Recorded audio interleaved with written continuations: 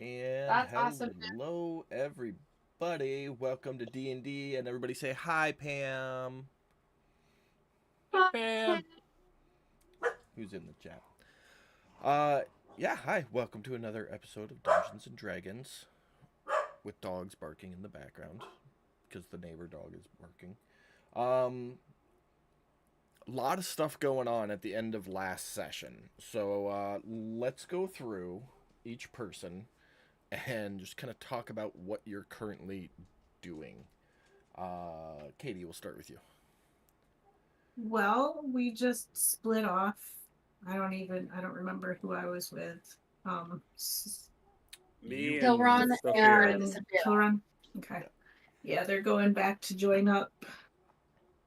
Presumably, if I remember correctly, it's been a long week. To talk about the sigil.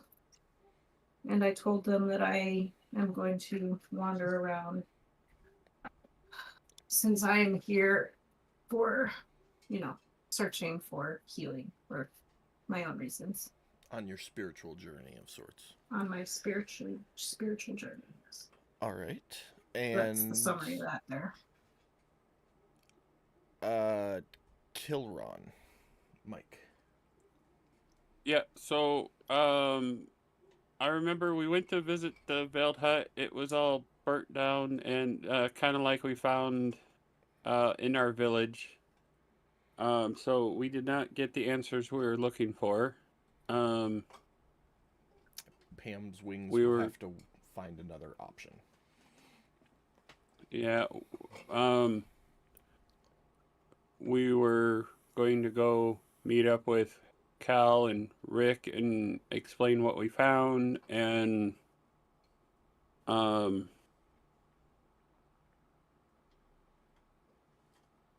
come up with the game plan for what's next. And then I think we're supposed to stop by the Watchers, the HPA's hut at some point for something So to talk about. Rick got information about the HPA, the Hillside Protection Agency, in terms of maybe being able to turn in goblin ears and other things like that for like a bounty. Because the HBA handles like village defense from wildlife.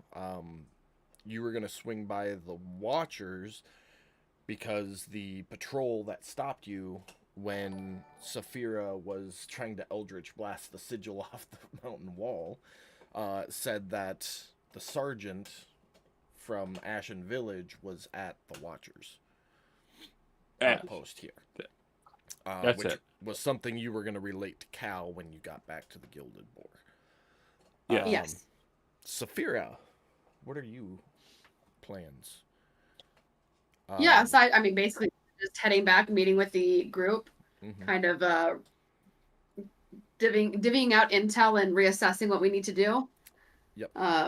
And you had mentioned wanting to do your 4-hour ritual to reconnect yourself to your patron.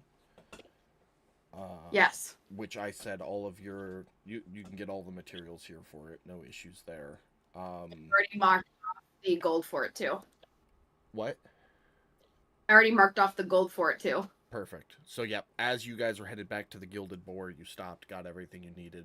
I don't know if I told you, but you need 4 uninterrupted hours to perform that ritual.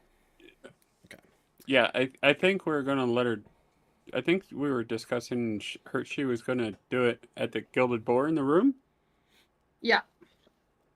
Okay. Cal. Yes. What are you doing? What are your plans? Did you see all the? I had texted you earlier about some stuff. Did you get a chance to look through all that? Yeah, I looked at the one that was in the inventory. I couldn't find the feat you were talking about. Okay. Well, the feat doesn't matter right this moment. Yeah, I wasn't tripping on that. It is there though. I'll text you a picture of it so you can see it. But yeah, as long as you saw that item I put in your inventory, that list I put in your inventory, so you're aware of all that.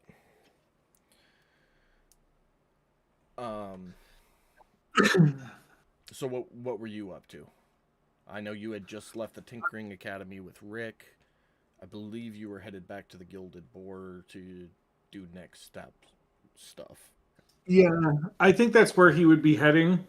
If there's like a general store or something, he might stop by. I mean, you pass Just right through the in- marketplace. That's as general as it gets. So, Okay. Well, then going through the marketplace, he would look to see if he could find, like, I don't know what you would call it, but like maybe a pickaxe for mining or an axe, something to cut some wood. Like basically, like be able to gather his materials while he's out and about. gotcha. If that makes sense, because we're not always going to be at a city. Mhm. So, Yeah, you can definitely grab a pickaxe for 2 gold. oh, And just like a hand axe. it's yeah, something to cut wood. I don't. I mean, I'm assuming it would be hand axe or. Yeah. I mean, that'd be the simplest way. That'll cost you 5 gold, so 7 total for both. Okay. You gonna get both? Yeah, I'm gonna get both of them. All right. They are in your inventory. Just mark off your gold. Sweet. And then heading back to the Gilded Boar and Rick.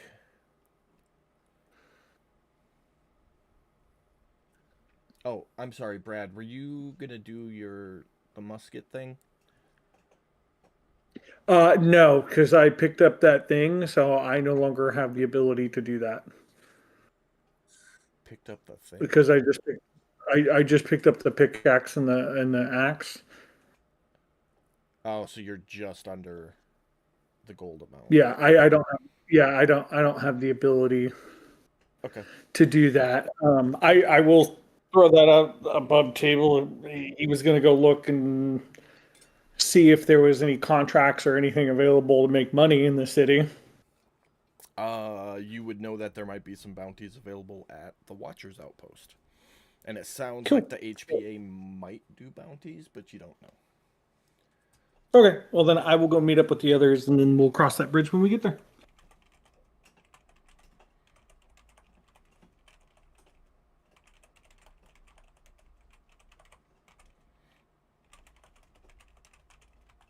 Are they still there? Mm-hmm. Yeah.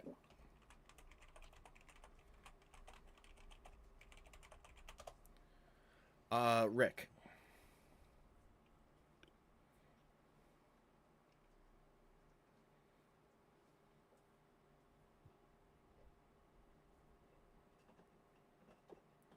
You're muted, Jeremy. Sorry. Yeah, so I'd be obviously coming back with Rick. I don't think I really have any plans at this point. Although next time I see Tukra, I do want to have a conversation with him about his god. Since I just found out that his god is a god of like wilderness and Okay. all the places I like to spend time hunting and killing goblins. But otherwise, I have absolutely nothing on my mind. Okay. Well, that will catch us all up. The 4 of you gather at the Gilded Boar. Tukra will get to you in a second. To have any discussions, plans, etc. Go for it. Okay. Hey guys, how was your expedition?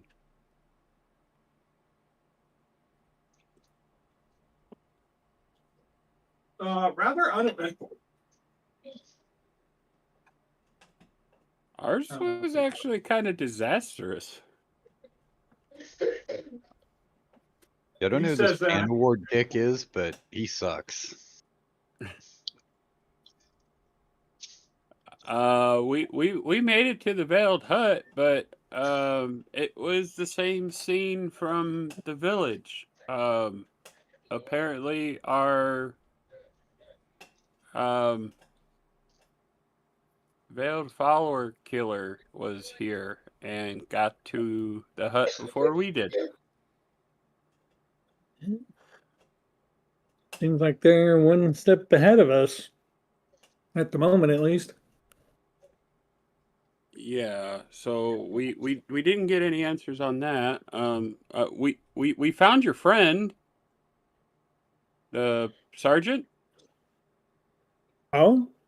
Apparently he's down at the Hillside Protection Agency, recovering. Recovering from what? Roll attack. No. Well, I suppose we should probably go check him out.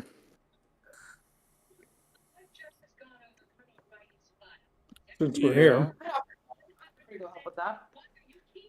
I know. Wait. Stop for a second. Wait. You just put Watcher Post on the list. Is that not the same thing? There, DM? What? What do you mean it's not the same thing? Well, you got the Watcher and HPA. the APA are two separate entities. So I Oh, I thought they were the During- same thing. No, during your No. intro, I clarified the HPA handles like monsters are causing problems on the path, and the Watchers handle the legal system.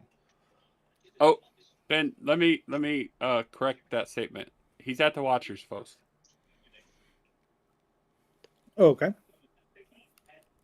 Sorry, I thought they were the same thing. My bad.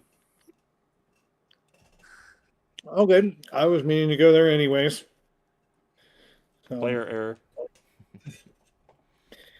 I'm going to throw it out there to the others, but I'm looking to try to make some gold, at least while we're around here. Sounds like we're kind of at a standstill a little bit. So, Well, yeah. I mean, there's other healers here. I suppose we could just pick one and go have a discussion about find somebody who knows anything about healing fairies for our fairy friend. And I wish that Tukra would get himself looked at. I don't know if you guys have noticed, but he's a little bit paler than he was when we first met, and I feel there's something wrong with him. I was kind of hoping to do that at the Veiled Hut, but then it would probably be a good idea to get Duke check that too. Looks like next course of action is I'm gonna go look for a way to make some gold. I don't know if above table did Rick put out that he was gonna go to the HPA to try to turn those in? Oh yeah, that's right. I was gonna go turn in the troll parts to see if there's any sort of bounty or. I don't know if you put that out to the group or not. Yeah, I would have. okay. Well, why don't you guys go check on your friend and check on bounties for trolls? I'll go see if I can find a healer more in tune with fairies and find Tukra and get to a healer and get that information. How about we do that? Seems reasonable to me. Jacob, do I have to unattune from that dagger in order to sell it? You don't. No, you don't have to. If you Oh, don't, okay. if you don't unattune to it before selling it, just after 24 hours, you'll unattune. It'll just do it naturally. Yeah, it'll do its All right. own after 24 hours. Yeah. So for Cool. 24 hours, that thing's going to drive you nuts after you sell it. Mm-hmm. Then yeah, I'm gonna sell the dagger. Okay.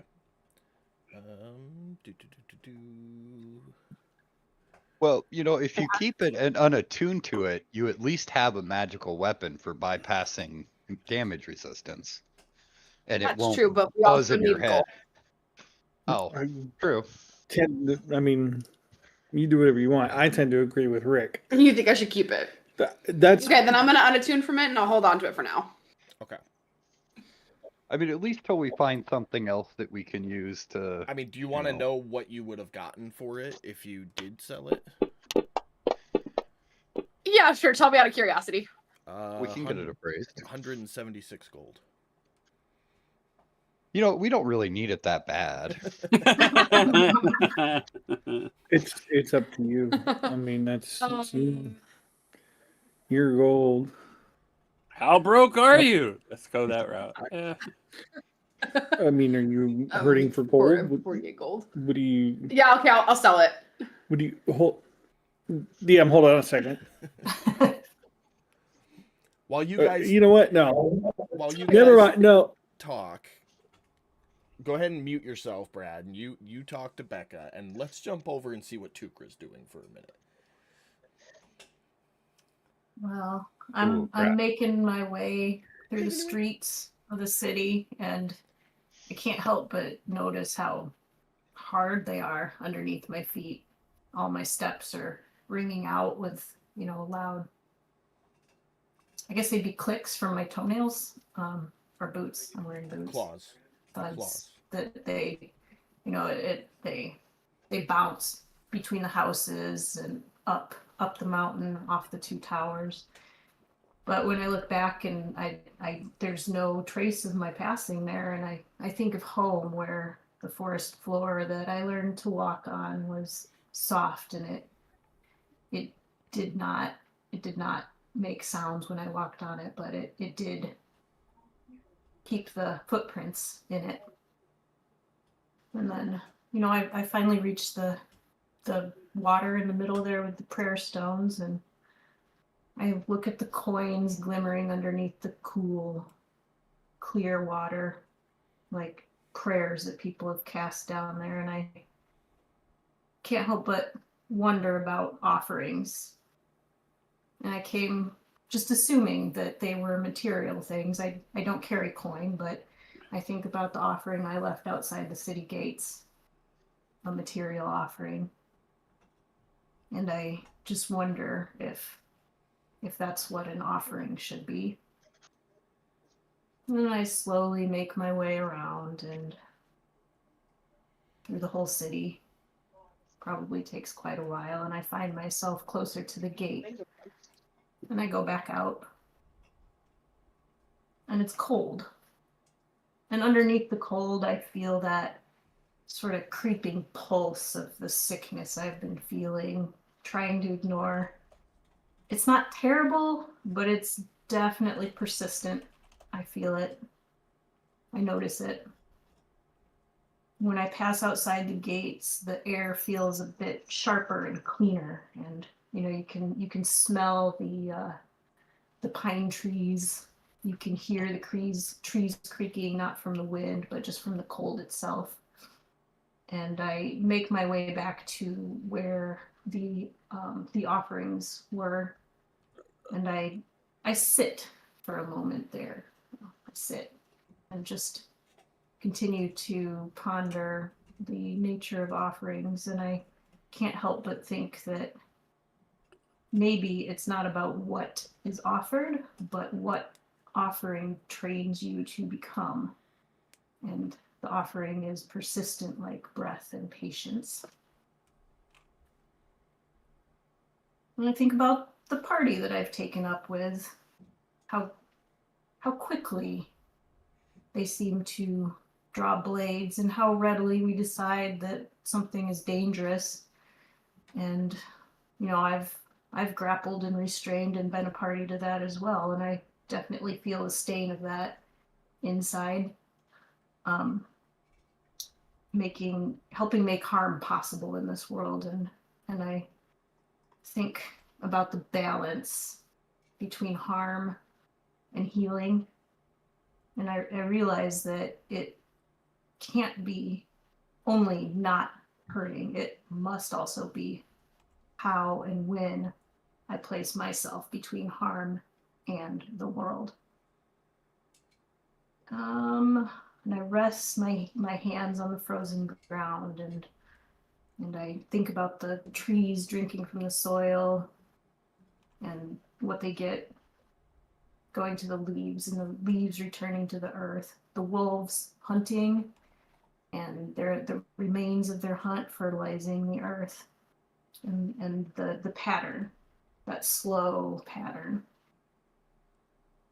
And that sickness within me stirs again, and you know what, I sit with it and let it mingle with the cold up through my shell, the sky pressing down on me, and I just let myself breathe. And then somewhere in that stillness that I'm feeling, the ache loosens just a little bit. It's not gone, but it feels a little bit different, as if something has sort of fallen into the right spot. And the grip feels just a little bit differently there. And the forest seems, well, it's still quiet, but it seems attentive instead of inaccessible or asleep. And just for a second, I can't tell if I'm awake or asleep or falling asleep, you know, that state as you sort of fall into sleep. But when I realize that and I open my eyes, everything just looks a little bit clearer. The cold feels sharper, but not more painful. And my hands just feel like the same hands, but instruments that I understand how to use just a little bit more. And I'm still searching for the healing and, you know, thinking about my mother, carrying her with me as I go. She drives me, and I'm still bound to the party that wounds as much as we heal. But it feels more balanced. And that's my part of that.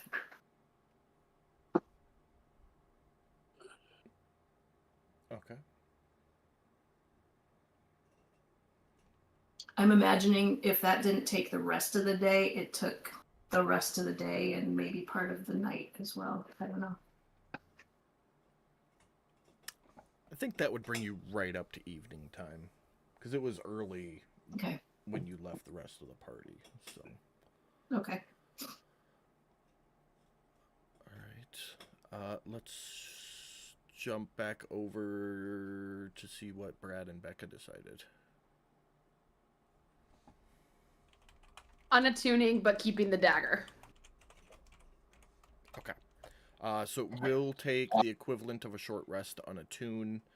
So we'll just say the 4 hours you needed to do your ritual will turn into 5.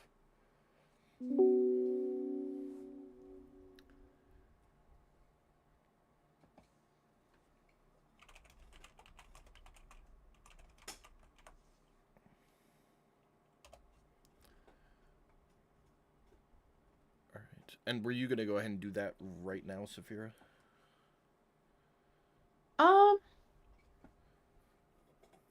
Not if we're gonna go to the Watchers.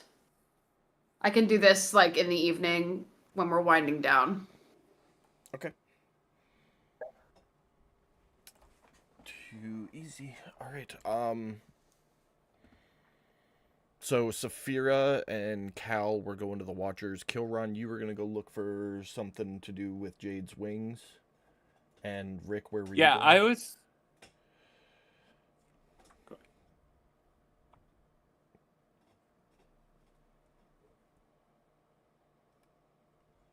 Rick, are you muted?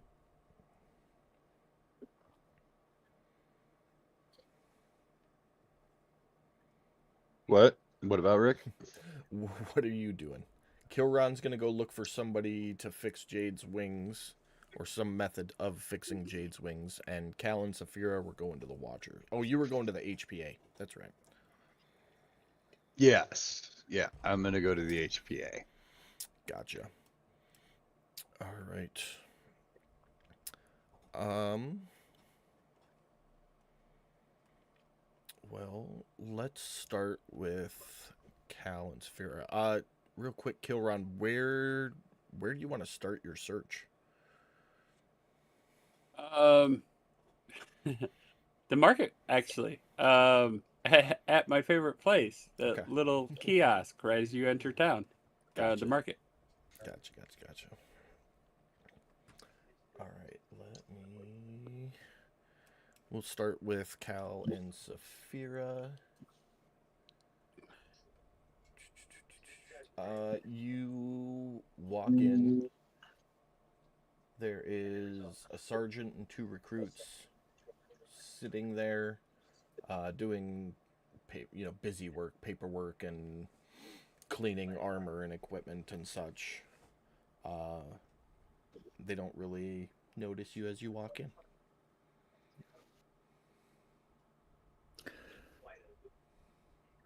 Cal would like walk in and be like, They'll look up and, yeah, here to file a report, or what can I do for you? he's gonna. He'll, I don't know that I ever got the sergeant's name, but I would tell him about the sergeant from down the hill and tell him that I'm here to see him or check in on him.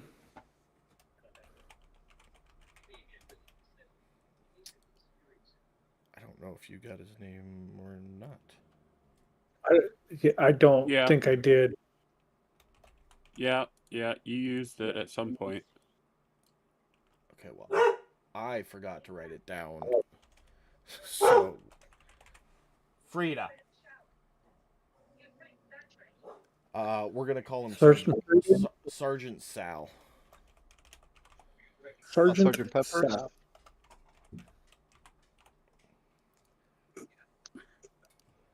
Say, Tell them that I'm here. yeah, he's in back recovering. Go ahead. And he kind of points over his shoulder at a door near the back of the hut. You walk back through the door and you see a human male laying on bed. You ever seen like the late 1800s, early 1900s hypothermia treatment where they wrap you in warm, wet blankets, basically? I haven't seen it, but I'll roll with it. Well, that's what's Kind going of like- on with him. He's just like wrapped in wet towels. Clearly frostbitten. Like the tip of his nose is black, and his fingertips are all black. He looks rough, really rough, and doesn't open his eyes when you walk into the room. Cal would walk up and do a simple greeting of "Good evening, Sergeant Sal." Let's see if there's any. He kind of grunts. Is it time to change my dressings?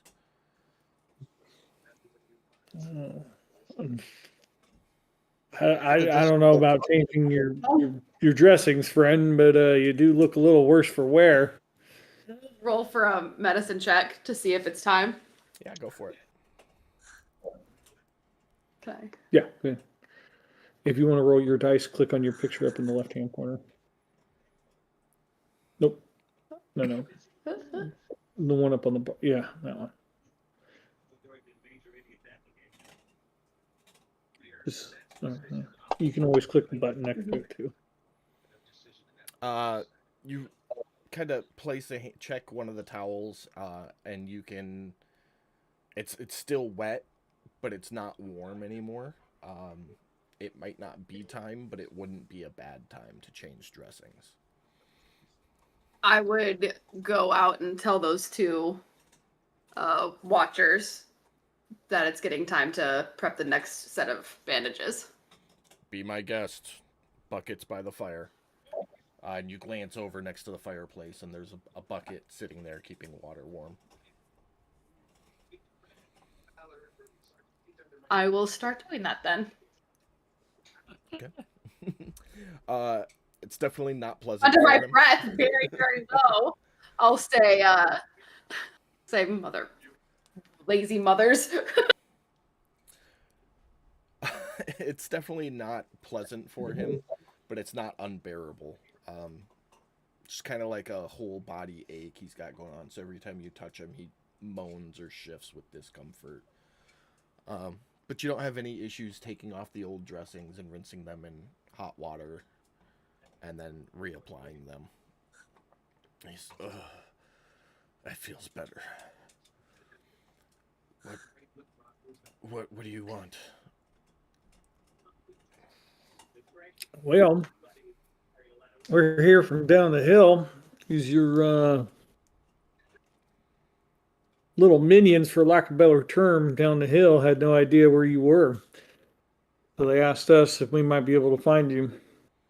Well, there's a And reason thus here we are. minions got left in the village. They're kind of fucking useless. But you found me. You don't say. I'm here. What do you want?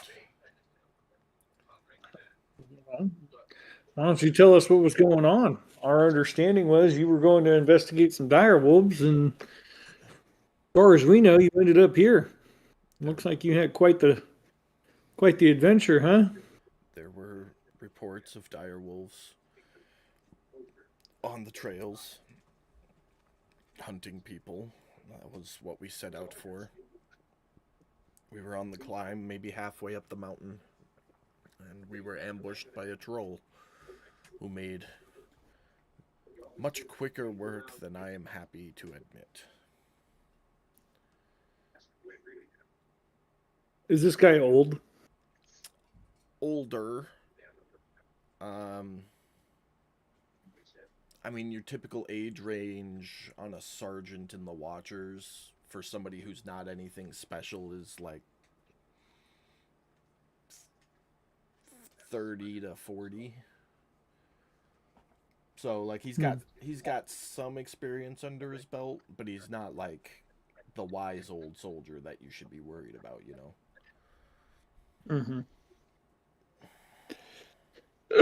Mm-hmm. Well, Kyle would look at him and just be like, well, it happens as we get old. You know, we get sluggish and shit creeps up on us. Also, we fought that troll, and that thing was not easy.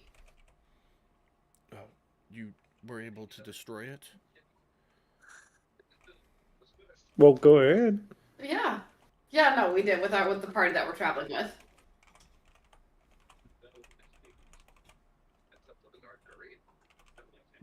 That's very good to hear. I'm glad somebody was able to avenge me. What about the other two that were with you? Where are they? Scattered over the mountainside like the puzzles I did as a child. All right, well, that solves that problem. Grim. Give me a second, because I can't remember. Did somebody take the books and the journals and stuff that were in the whatchamacallit the last time? Yeah, I vaguely remember. Wasn't it Saphira? I think I took some of the books. Where's the Journals. I don't think they were books, they were journals. I think they were for warlocks. I'm just trying to remember. I thought I took notes on it because I thought there was one,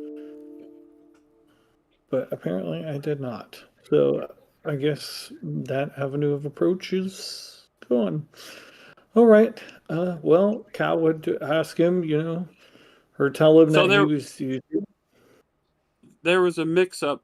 So you walked in and said you were looking, and then I walked in and I said I was looking, and Jacob listed off a whole bunch of stuff, and you were like, Right. well, you got the better role, so you probably got the stuff. And I said, no, I would have let you have it because I wouldn't keep it. I just saw it. None of it So- had anything to do with the Watchers. It was all like people's pilgrimage journals, Right. stuff like that. There was one I think that Rick was interested in because it had something to do with hunting or something. It was a member of the HPA. That was the first mention of them. Okay. Yeah. Okay. Well, and Cal wouldn't even bring that up then. It doesn't sound like anything's related to that. It was Other a than hunter that, from Cal- HPA, if I remember correctly. Cal would just ask the sergeant if there was anything he needed to be aware of, or anything that he needed to report other than the troll coming up the mountainside. I didn't see the dire wolves we set out to venture against, but other than that, I don't know of anything.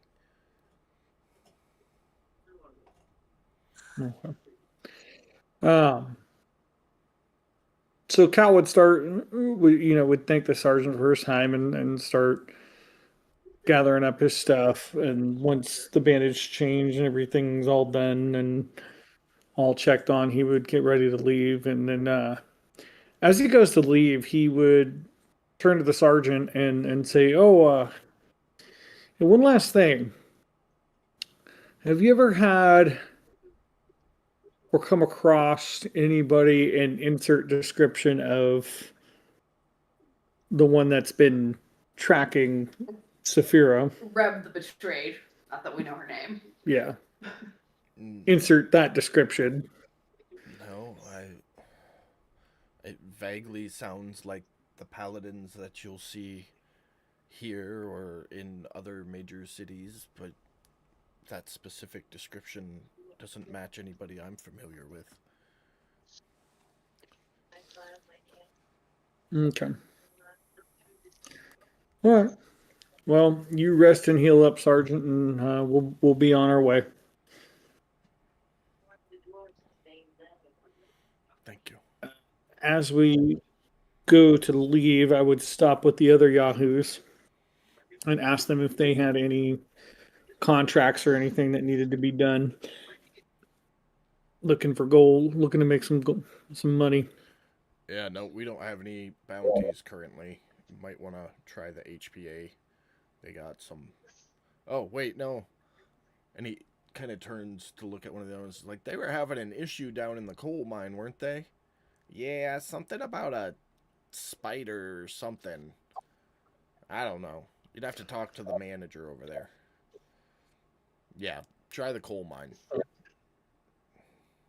And where might this coal mine be? Oh, it's just, you can see it when you open the door. It's a big hole in the side of the wall. Well, thank you, Captain Obvious. Cal will tip his hat and head out the door. Have a good day now. I would remind him checking his bandages, making sure he doesn't freeze even more than he already is. Top of every hour, per the cleric's instruction. You were about 15 minutes early is all. And he goes back to Good. polishing his armor, weapon, whatever he was doing. Carry on. At the carry-on, Yeah. at the carry-on mention, you kind of see a confused look between them. And they just shrug it off, whatever. So, where are you two heading? Well, I don't know if Rick was with us, but I think our next stop would be the HPA. Okay. Rick went ahead to the HPA. So let's do Rick next. Rick, you enter the doors of the HPA. Okay.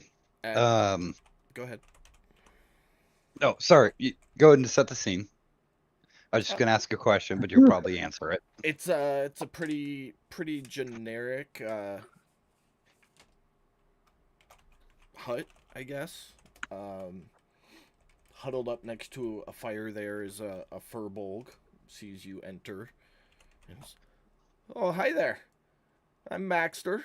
I'm really the only member of the HBA right now, so I guess that kind of makes me the boss. What can I help you with?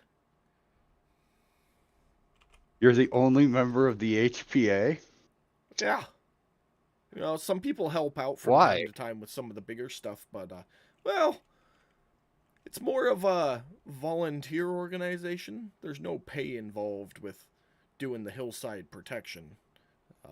You know, this organization was founded as sort of a club, you know, to help keep the pilgrimers safe and whatnot on their way up and down the mountain. And yeah, there's no pay. We get gifts and offerings, and that keeps me pretty well fed. But you know, there's only 2 beds in the back, so any more than 2 people, and it gets a little crowded.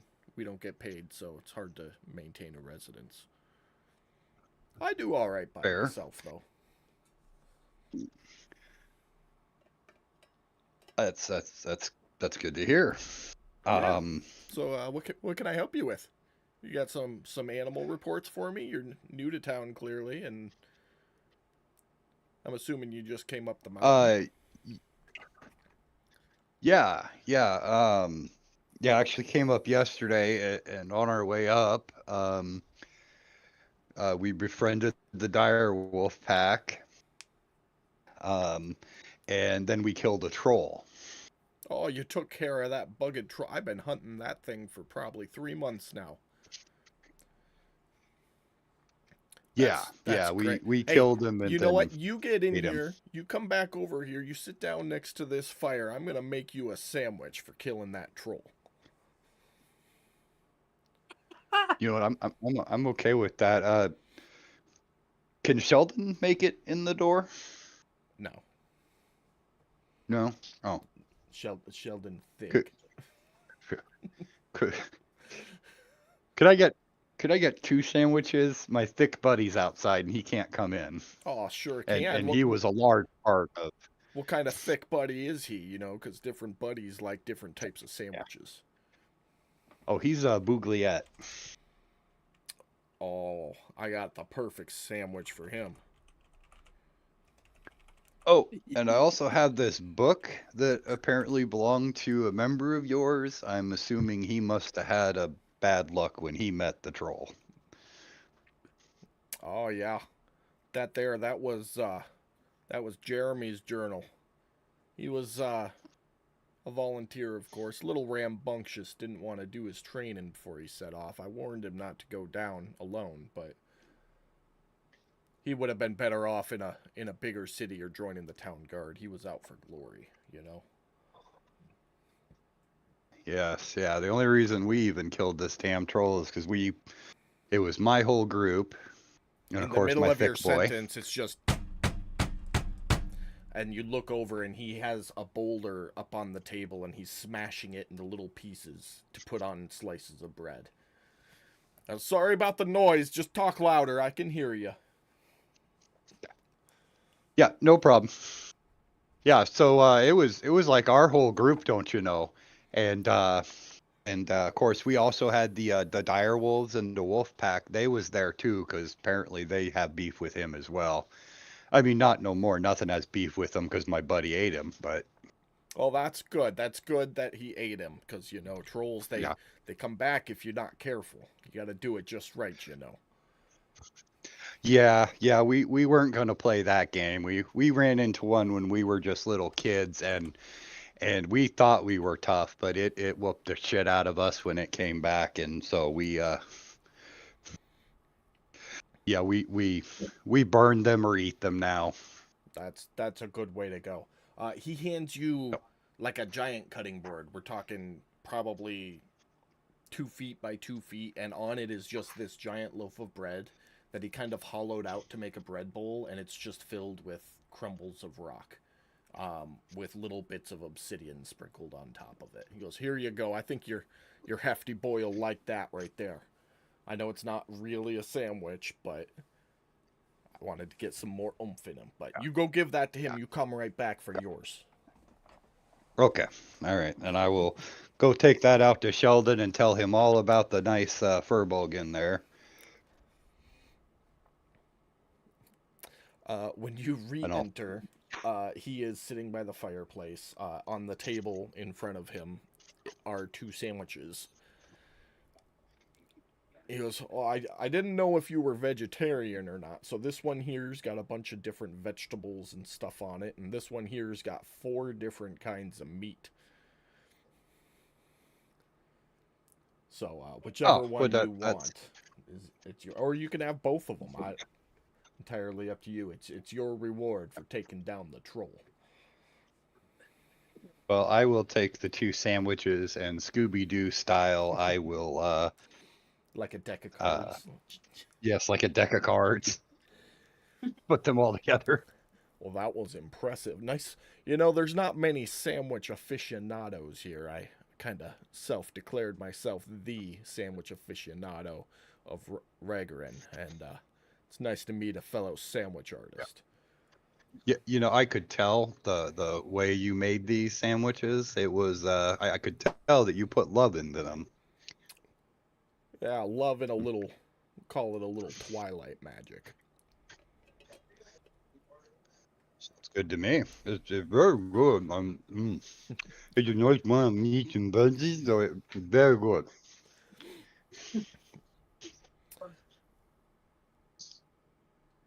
Yeah, but he lets you sit and eat your sandwich in peace. And when you conclude your sandwich, which takes you a minute to get through, is about the time that Cal and Saphira will show up and enter, and oh, hi there.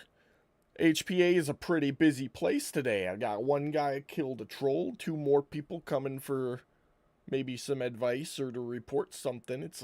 I don't usually get this kind of traffic. Hi, my name's Maxtor. I'm the HPA member / leader, only resident of the HPA currently. What can I help you with? Above table, I just mount him in like a Canadian Mounties uniform with a hat. That's canon now. I'm thinking more rural Wisconsin. Like right on the border, like he meets with the Mounties and they all play poker and drink Canadian beer together. So, as For sure. a Wisconsinite, I can confirm that we are all half Canadian there, pretty much. So, But guys, Right. it's a furbog, which means furry, We'll do and it. so it's gotta be like the bear, like Smokey the Bear, like That, or I'm thinking like a No. moose. I Like was big, gonna furry, say, a giant, furple tall. reads more like a I'm talking about, like, moose without without the puppet. antlers to me. So, I think the Yeah, Canadian Mountie Smokey is is more... yeah. Smokey is way too That's Colorado. too intense. That's farther west. Yeah. Well, the hat. I'm talking like the The hat, brown, the drill sergeant hat. right? Yeah. But the Canadian Mountie outfit, yeah. I mean, the hats are similar. They're just different colors and worn differently. But no, Max Tor definitely has. We're gonna say like a Canadian Mountie type uniform on. Yes. Love it. Yeah. So what can I do you twos for? We just want to stop by, see if you guys have any bounties, how everything's going. Oh, know. we don't do bounties. We're purely a volunteer basis and accept some gifts and offerings as payment. Okay. All right, cool. Well, we're happy to help. Oh, by the way, pal, these are some members of my group that we all killed that troll together. Oh, you guys helped with the troll. That's awesome. Get in here. You sit down. You're not leaving without a sandwich. His sandwiches are awesome, guys. he's It's worth it. Trust me. Already at the table, chopping up vegetables and some meat. Oh, thank you. I don't think I've gotten to make this many sandwiches in quite some time. This is great. This is turning out to be a great day, is what this is. And he comes back to the table, and he's got... It's like a charcuterie board. Like, everything's in different containers, and there's a couple slices of bread. He's like, I didn't want to make the same mistake the first time. and either make a vegetarian or a carnivorous sandwich. So here's everything I've got for a sandwich, and you can do a make your own. Thank you. You're very welcome. So what brings you guys up to Ragarin? Oh, many different things. Yeah, that's true of everybody. A lot of people come up here kind of lost and looking for lots of answers and don't always Tried to find get some answers. The Veiled Watcher hut was burned down with a new sigil on it. the Veiled Watcher. So- Oh, you talking about that crazy kook that lived off on the cliff? Oh, I wouldn't know. I never met them. I mean, that's the only hut that I know of that's burned down recently, but yeah. Apparently anybody who worships the Veiled Watcher is a crazy kook. Or so I've heard. I don't know. I've only heard of the one, to be honest. But she was a crazy kook. Too bad Okay. hearing that her Well, I hut mean- burned down with her in it, though. That's sad. Yeah. Another terrible way to go. Well, Not well. even in my top 5. I think Of how I'd wanna sleepwalking go. off the edge of the cliff and waking up mid-fall would be pretty bad. But yeah, burning alive doesn't sound very pleasant either. I don't know. That sounds. You're right. Sleepwalking does sound gnarly. Yeah, it's like you wake up because you feel yourself falling, and then, oh my god, I'm actually falling. It's like a worse dream come Yeah, but- true. I think the worst part about burning to death is at some point you're perfectly cooked, and I bet you smell really good even to yourself. You know, at the start of your sentence, I had that same thought of wondering if Right? while you're burning to death, there's that one moment where you just go, I'd eat me. I'd eat me so hard. No disrespect to the dead, of course, but oh, No. Never. this is great. People don't just stop in to have sandwiches and chat. This is nice. I like this. So, anything I can help you guys with while you're in town?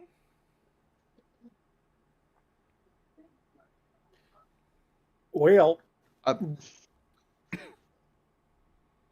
go ahead.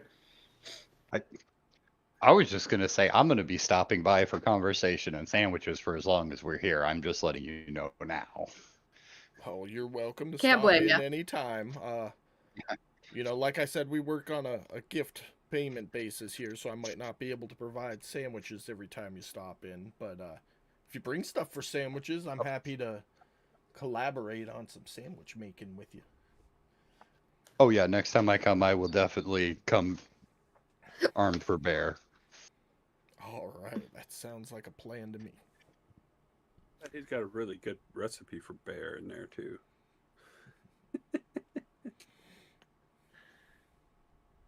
Did you want to say something, Cal? No, Kyle's just curious about what he knows about the hut burning down. So he knows the hut burned down, but Well, yeah, everybody in town knows the hut burned down. It's the only hut that's burned down in the last 3 years. Which is surprising considering how dry the wood is in some of these huts. Becca, do we know that you worship this lady that he just said everyone that follows her is crazy?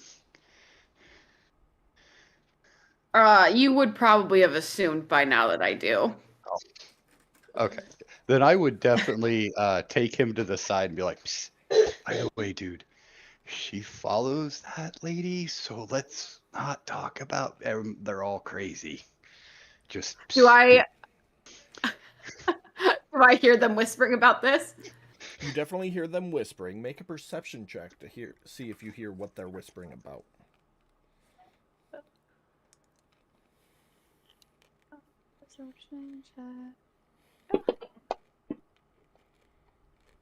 Oh yeah, word for word. To which I said, "Oh no, it's fine. Gotcha. I cannot blame him. I am definitely somewhat slightly crazy." Well, Oh, okay, let's never see. mind. Apparently they're all crazy. Well, that makes 2 that I've met worshiping the Veiled Watcher, and both of them self-admitted crazy people. So I guess I was right. But aren't we all a little bit crazy? Yeah, I mean, I hunt dangerous animals for sandwich materials, so I guess you could call me crazy. It's all on a spectrum, my friend. It's not that these sandwiches are definitely not worth going and hunting things for. I guess Just crazy kind of making runs sure in the that's clear. family, though. I mean, some great I don't even know how many relatives of mine way back. I don't know. He worshipped the moon. Not even a deity, just the moon, or at least that's what my parents told me. Yeah, to each their own. It's all weird. Oh well, Life's weird. sure is. So, any plans while you guys are in town? How long you all staying for? Well, that's to be determined at the moment. Mm, Right now, we're currently looking for a way to make some money. yeah, I mean, there's some work opportunities in town. I know the coal mine's always looking for miners, and something about a bad tunnel they found. I don't know. Nobody's told me anything about it, but some people in the market square might need couriers or craftsmen. Of course, you can always do what the poor people do and beg for offerings. It's possible. Do I look like a beggar to you? Man, I don't judge. I don't declare. I'm just telling you the most common ways people make money here in town. Did you take a bath last night there, pal? Yes, Mm-hmm. all of us did. Oh, okay. So you probably do not look like a beggar at this time. I think Tukra's the only one who didn't. Because Tukra was highly intoxicated and had to get carried to bed off one sip. You're welcome. That is true. You needed it. You're welcome. And to that point, I've seen Tucra people. learned a lesson. I've seen people that cleaner than you that still beg for offerings, begging on the mercy of others. Yeah, well, I'm not one for the mercy of others. So what does the HBA do? What do you guys do around here? Because we heard a rumor that there might be some contracts over here. But it sounds like there's not really Well, much of contracts with you. contracts is a loose term. We do more of a volunteer thing. We just keep the path between here and Ashen Village safe as we can. So, people come, they give us reports of any issues they had on the pilgrimage, and we go look into it and do our best to relocate whatever the issue is, but sometimes we got to get a little dirty with it. I can hear that one. And what about now? Is there anybody having issues now, or The last report we had was Troll, but apparently you guys took care of that, so. all right? Well, and I suppose that answers my question then. Suppose it does. You ever looking or need work? You just tell them you're looking for Cal down at the Gilded Boar. You're offering me work? No, if someone's looking for work, tell them Oh. come find me down at the Gilded Boar. Gotcha. Yeah, I don't get out much, and I don't really talk to people. But if I hear anything, I'll send word. Alrighty then. Gilded Boar is a Well, good option. Bart is one of the best bartenders this world has ever seen. You could say it's in his blood. all right. Well, with that, Cal would thank this fine individual for the food. I'm sorry, sir. I don't think I caught your name. I'm Maxtor. Max Store. Thank you so much for the sandwiches. Maxtor. Oh, don't thank me for the sandwich. That's your just reward for killing the troll. So though, you provided it and a great conversation. I appreciate it. Oh, I do what I can. Thank you, though. All right. You see you later. Oh, all right. Bye. But when I come back, Max, I'm gonna bring liquor with me too. Well, you're welcome to bring it, and you're welcome to drink it, but I have been sober for 15 years, and I plan on staying that way. I take a nice glass of milk, though. All right, fair enough. All right, y'all. You take care now. Yeah. Where are you three heading next?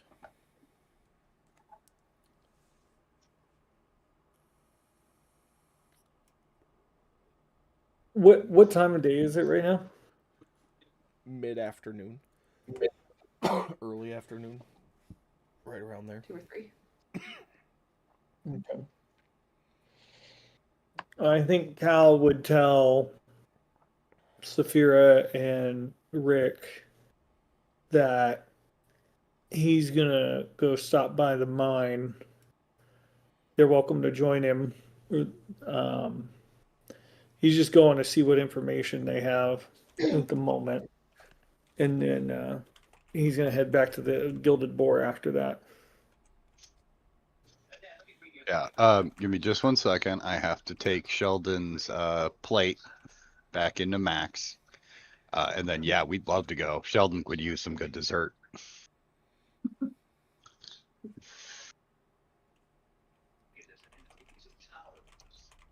Sounds good. Okay. So it sounds like we're gonna go to the coal mine.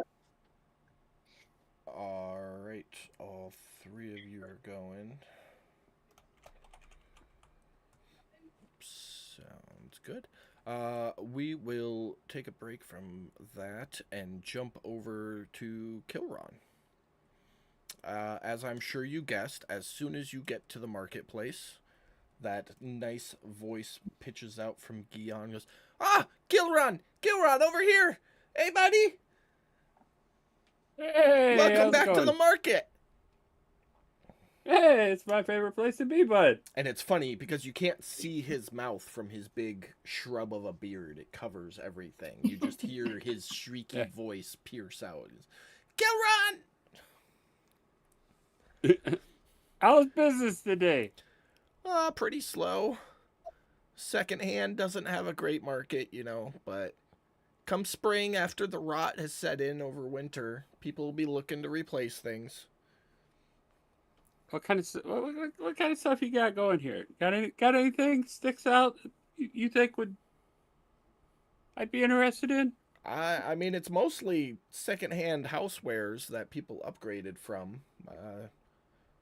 Pots, pans, silverware. That's stuff like that. It's like household good. It's like a secondhand. It's like the kitchen and dining room section of a Goodwill. Yeah, no, I get it. I get it. But I'm trying to help him feel good about being a salesman here. No, for I got Bug you. Table. I'm explaining the things he's like Yeah. talking through, and you could tell he's kind of unenthused about it. He's like, "Yeah, I got spoons, knives, and bowls, some cups, plates." Nothing sticks out. Nothing, buddy. Nothing. No, not really. I mean, I got this lantern. It's the only one I got.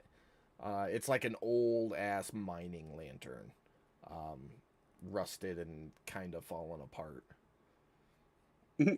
I know it doesn't look good, but it's only 3 silver and it works.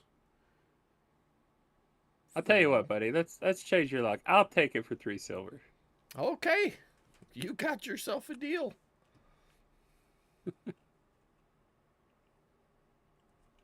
And as I hand him the coin, I'm actually gonna drop 1 extra silver in there and say, you know, I come to you a lot I've come to you a lot the past couple days for directions, and I'm hoping that you could point me in one more direction today. I know you told me there's healers everywhere, but the healer I chose yesterday obviously was a bad choice because her hut was burned down. You obviously, I'm sure you know the one. Yeah. So, um, is there any healers in the area that you've heard of that would be more in tune for fairy anatomy?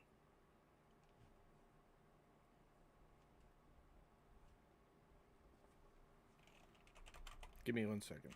Like Fae goddess, maybe?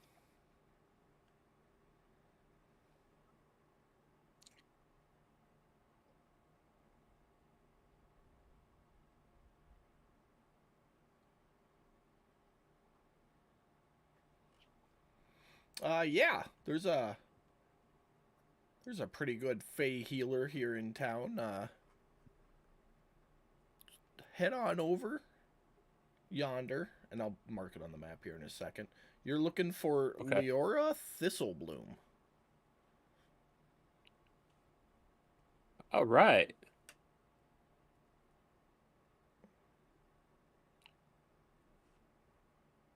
I really appreciate everything that you've helped me and my companions with. I appreciate it. Thank you very much. Thank you for the lantern. I'm sure it'll come in handy at some given point in time as I hold it up. And if it's old and rusty, I'll put one hand underneath while I hold it to make sure it don't fall apart. I'm sure it'll come in handy at some point. Oh, just rub a little oil on there, get rid of the rust. Maybe put a patch on or something if you know a good smith, and it should be good as new. Yeah. Yeah. So, thanks again, bud. I'll catch you around, I'm sure. I'm sure I'll see you. You don't gotta worry about that. And his eyes kind of. So, have you seen any signs of my Tertullian companion, big turtle-looking friend? The one that was here with you last night? Yeah. Oh yeah, I saw him standing over by the shore over there, kind of just staring into the water. And staring. And then he just turned and wandered off. Not really sure where he went after he left the market. I gotta stay here and pedal my way. Didn't notice a direction by chance? He came in from the east side of the market there and walked through to the center and stood there at the water for a while, and then came out through the west and headed down like he was going to the Gilded Boar. And I lost him when he went over the little the hill there. Oh, well, no, that gives me a direction. See, this is why you're so awesome, my friend. Well, I do what I can. Thank you very much. Thank you very much. You're very welcome. So I'm going to head off in that direction. All right. Yeah, it's literally the same way that you came up the hill is the way that Tukra went. Are you gonna go looking for Tukra, or are you heading off to Leora? No, I'm gonna go find Tukra, because at this moment in time, I still feel like Tukra might benefit from meeting this healer. Okay. With me. So I would like to do this with Tukra. Where would you like to go looking for Tukra? Well, or how would you like to go about trying to find Tukra?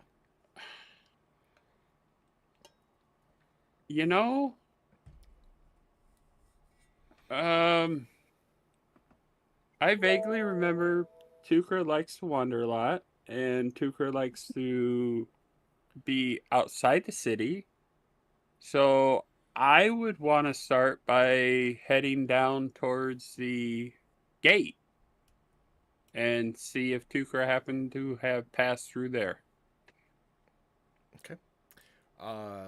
As you get to the gate, there's no sign of Tukra. Is there guards or anybody hanging out? No guard. There's a lot of people moving about, coming to and fro. There's a nice older gentleman. It's one of the last huts as you're going to leave. And he is sitting there peeling potatoes. Oh, excuse me, sir. Can I bother you for a second? Yeah, what do you want? I'm currently searching for a companion, a tortillon about, and I put my hand up about as tall as Tukra is, about yay tall. Tortillon, them turtle folk. Yeah, they happened to pass through here recently. Them motherfuckers smell. They never get cleaned in the gaps of their shell properly. Oh, okay. I'll mention that to my friend. Yeah, maybe you should just keep your friend out of the city. Don't want him stinking up the streets. The fuck did he just say about our friend? But I gotta find them first. Did you happen to see him come through here? Oh yeah, he left the city. Good riddance. He can stay out there for all I care.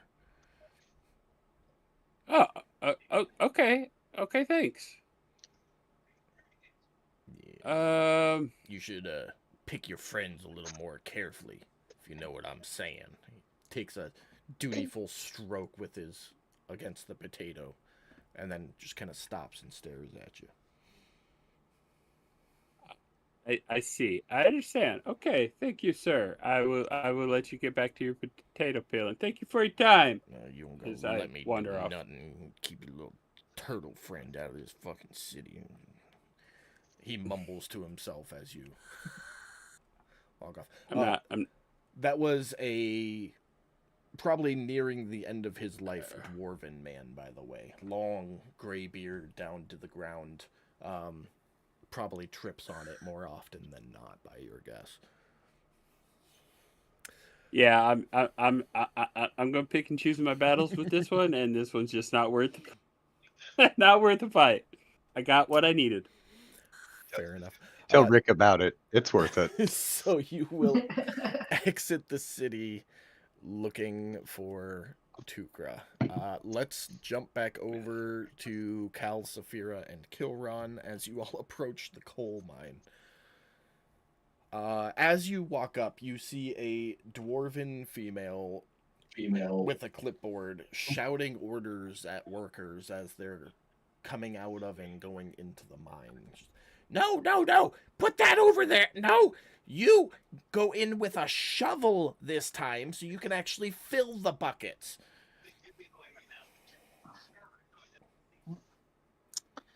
Hard to Cal's find gonna, good workers. Cal's gonna walk You're up to telling her. me. Hey, seems like you're having a hell of a day, huh? Oh, it's great when you open up into a cavern that has a frickin' spider in it. Wonderful. So now we have to seal off that entire section of the mine. It's going to reduce production. I'm going to fall behind on quotas. It's not a good day, okay? No, no, no. We need lumber, then the big boards to cover the hole. And then we're going to backfill with the stone. Take the lumber first. You look over and you see a, 8-year-old human child carrying a rock and just kind of stops and sets it down and walks over to pick up a big 4x4 and tries to drag it into the hole, into the mine entrance. Ma'am. Yeah. Would it save you some time and trouble if our group here just killed the spider for you? Not only that, you kill the spider, I'll pay you each 20 gold. Good luck, though. The thing's freaking huge. Probably bigger than that thing. She points to Sheldon. I'm going to cover his ears. She didn't mean it. You're the biggest, thickest boys. You can say that all you want.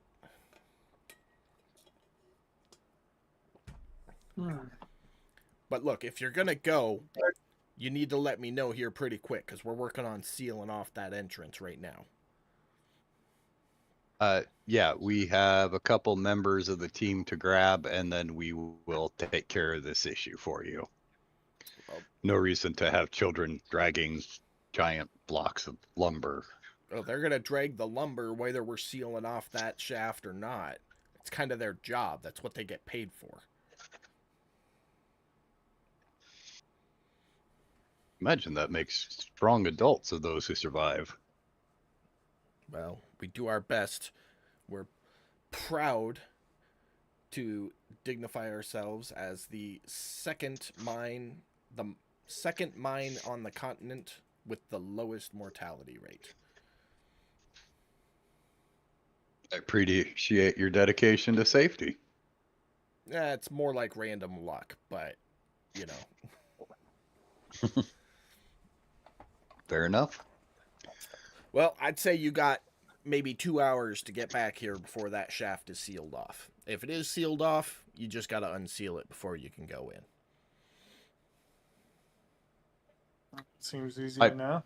Yeah, I'm sorry, guys. I should have talked to you first. That was very rude of me. Do we want to do this? I mean, I'm gonna do this, and Cal's gonna look at the dwarven lady and say, you know, but if I am gonna do this, I'm throw in access to let us go mine a little bit of the ore that's down here. There's no ore in Only this mine. needed- It's all coal. Coal and stone. Shit. But I'll tell you what, on top of the 20 gold, you can walk away with as much coal as you can carry. You don't All look. right, I'll take it then. She kind of like side eyes your little spaghetti arm. She goes, "You don't look like you can carry that much. I don't think I'm going to lose a whole lot on this deal." Wait till she finds out that Keldon does our And- carrying. Here it is. Rick goes to talk. Cal just like, shh. It's all right. We'll take the deal. Who knows what? So we've been what? We've been up all. It's about half day right now. Midday, 2 or 3 o'clock. Midday. Cal's gonna say, you know, should I? Yep. He's gonna look at Saphira. Yep, Looking at you, recruit. we're going in. Should we send Rick back and get the others, and we'll go stand at the entrance and make sure nothing comes out, so they don't seal this shit up? I don't know. That's a good question. That's a good question. What do you think, Rick? That's fine with me. Me and Sheldon can dash down there and grab them and meet you back here. I guess it really all depends if they want to, and also if we've even found Tukra yet. Do we even know Oh, that yeah. Tucker's been- She wasn't there with us for breakfast, I don't think. Yeah, that's Or true. we just do this, take the gold, and then we can sell off the profits and hand them some of our profits for coal. Are you confident enough we can take this? The 3 of us? 4 of us? I mean, I'm looking at the dwarven lady right now, looking at her and telling her, you tell me. You said there's one. If there's one, I mean, Look, I don't know. I wasn't down there. They said they opened up the shaft. It entered into a cave. Spider, they ran. We are in the process of sealing it off. I don't know if there's one. I don't know if there's 10. I don't know. I just know they're there. Rick, why don't you go run back, Yeah. go get the others, and then we'll wait here and we'll hold the entrance open. Yeah, because I mean that is our ranged DPS and healer, so Yep. just Definitely. yeah, just go get them. We'll stay here, and even if they seal it up, it's fine. We'll We'll stay just open it here. up. I'm gonna start working on some coal. Nah, you ain't mining anything until the deal's done here. You remove the spider, then you can have some coal. That's how it works. Or you could let me mine some coal, and then if we don't remove the spider, you get to keep the coal that I mined anyways, and it's free labor for you. Yeah, no, because you're not an employee here. You get hurt prior to any deal being finalized. I'm liable. All right, so be it. So you two will stand guard as Rick makes his way back to the Gilded Boar, entering into the tavern. You get a head nod from Bart. There's maybe 10 people in and around eating a late lunch, early supper, having a couple drinks. Bart, have you seen have you seen my turtle friend and my blue friend? No. Last time I saw the blue friend was when y'all were here earlier talking about stuff. I haven't seen your turtle friend since this morning. Oh, okay. I will go look elsewhere for him. All right. If I see him, I'll let you know you were looking for him, though. Yeah, I appreciate it. Tell them just to head to the coal mine. That we've got some pest control to do. Oh, pest control. I don't miss those days. Nasty rats. Yeah, we've all been there, man. All right. Yeah, I'll let him know. All right, thanks.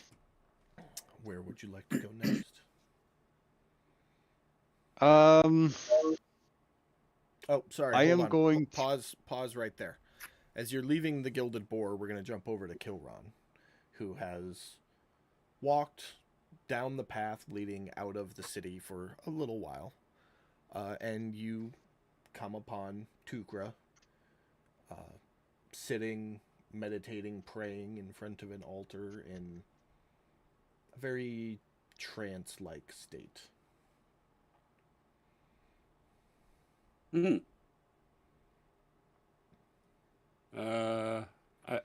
I would walk up and touch Tuka's shoulder and Tuka, my friend, Tuka.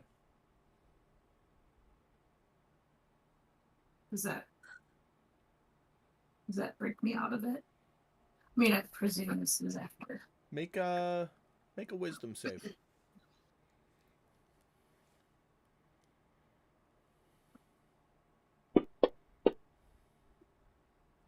Nope, you maintain it. As you are now close enough to lay a hand on Tukra, you hear him praying utterances, Oh, blessings and prayers to Sylvanas, and mumbling healing knowledge. It's like as above table, as the knowledge of his cleric magic comes into him, he's uttering it out. okay. Okay, apparently he's doing something of importance. Let me check.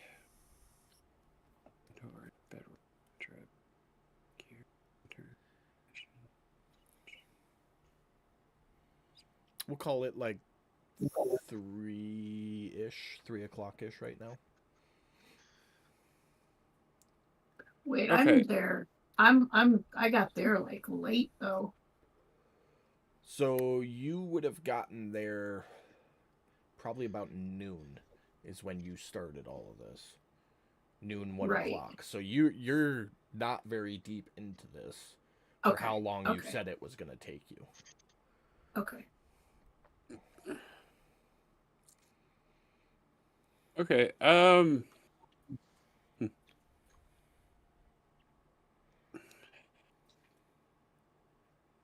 So I.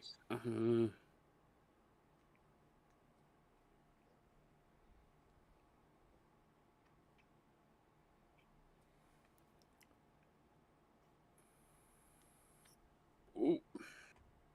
Do I have? So I have navigator's tools in my inventory. Can I kind of fasten a note out of that stuff? In a note. So navigator's tools are like a compass, and I forget Well, the I was name for thinking, the like- thing you use to look at the stars to triangulate your position. Sextant. The sextant. There you go. Sextant. So there's not like maps and stuff to use to. Not for that. No. Your rations all have like a paper wrapping though. So Okay, you could okay. take one of those off to have essentially a piece of parchment. Okay. Now I just need something to write with. Like, There's plenty of dirt and mud. Mud specifically. and maybe a stick You know it. to try and use a You- pencil. You live in a snowfall area, so you know how mud gets, how dirt gets as the snow kind of melts on Yeah. the path. So yeah, and using a stick, you could write a note. Okay.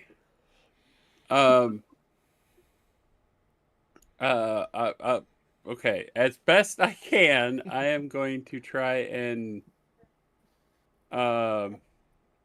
leave a note for Tukra that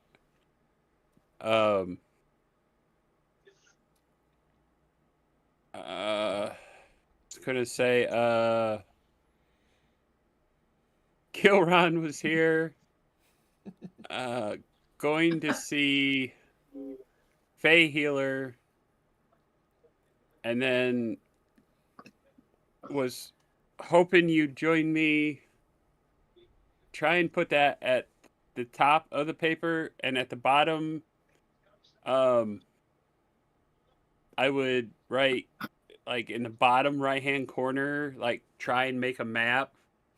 I like write Gilded Boar, put an X, and then a line heading northwest, Okay. and then another X that says You know you have The two name sides of of the the healer? paper, right? You could do the No, math yeah, on the I know, back. but in case Tukra doesn't flip it over, You I put want a to make little sure. arrow on the bottom right corner. Over. Yeah, no, there's no issues. It comes out a little crude because you're using mud to write Yeah. on paper, but you're able to convey the message and draw a Here- well enough map to get the point across. Here, I'll even do this for you. This is in the tower. Oh yeah, no issues. Okay, and then I will leave that in Tukra's lap. Or, yeah. Yeah. You know, wearing Folded? like a robe, you can tuck it like there or something.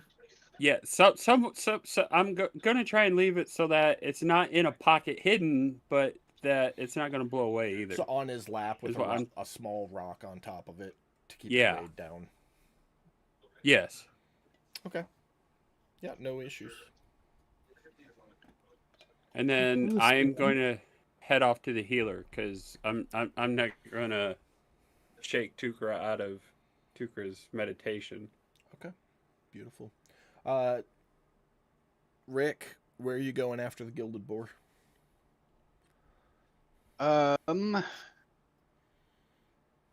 If Rick was there when we were making plans for where we were going, you would have known I was going to go to the market and talk to my friend. Yeah, and the market's what, here? No, Just north of the Gilded Boar. market's there. You Oh. know my friend at the little hut? Oh, right, yes. Yeah. I will go to his friend. Yeah, you approach the market and Gion. Oh, hey, Kilron's friend. Hello, Killion's friend. How are you? I'm okay. I've only made one sale today. Winters are particularly rough on secondhand goods. I imagine. Have you seen Kilron this morning? This afternoon? He was here Oh, maybe an hour or two ago. Looking for your little shelled friend. I forget the name. Tukra. Yeah, that one. Kilron's friend with the shell. Got it. Right, right. The Shelly one. Yeah, yeah. Looking for that one. I told him I saw his friend come in through the east side of the market and then head back the way that you just came up, and that was the last I saw him. Huh. All right. Well, thank you very much. Oh, you're I very appreciate welcome. it. Could I don't suppose I could interest you in, a plate or some silverware or something, could I? Not right at the moment. I shall take a look, but I do flip him a silver coin. Oh, well, thanks for that. Yeah. Yes, I appreciate all your help. You have a wonderful day.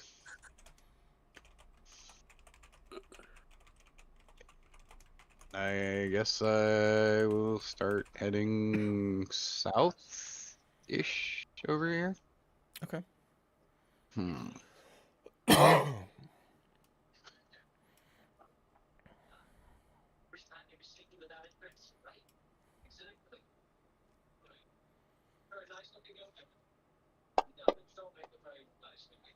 See if I can find any of either Tukra's or Kilron's tracks. The path is very muddy, very well traveled, as a lot of people move through. There's no way to identify anybody's specific footsteps through here.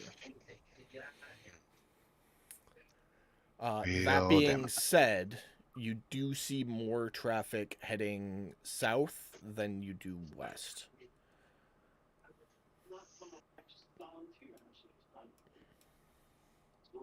I mean, we've been through there multiple times, so even if he did find our tracks, but Yeah. they probably confuse you.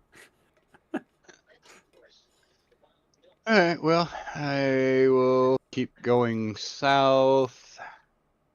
And I think when I get to this statue here, I will start asking around if anyone has seen a blue horned devil or a big turtle person.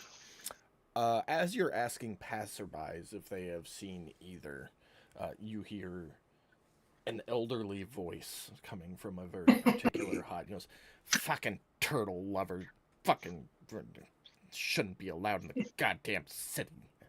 And you look over and see the Elden dwarf with the long ass beard peeling potatoes, and the peels are just dropping into his beard.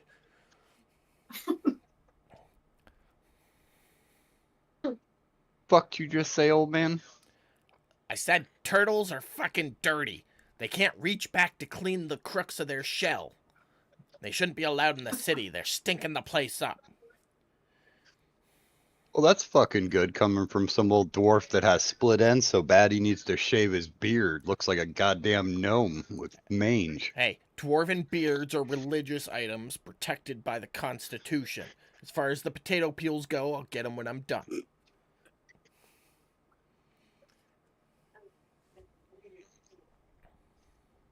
And at least my beard I'm is just saying, asshole and clean. glass houses shouldn't throw stones. Yeah, I give a fuck. Peel. Peel. Peel. Peel. Your turtle friend left the fucking city out that way. Good riddance. Peel. Peel. Peel.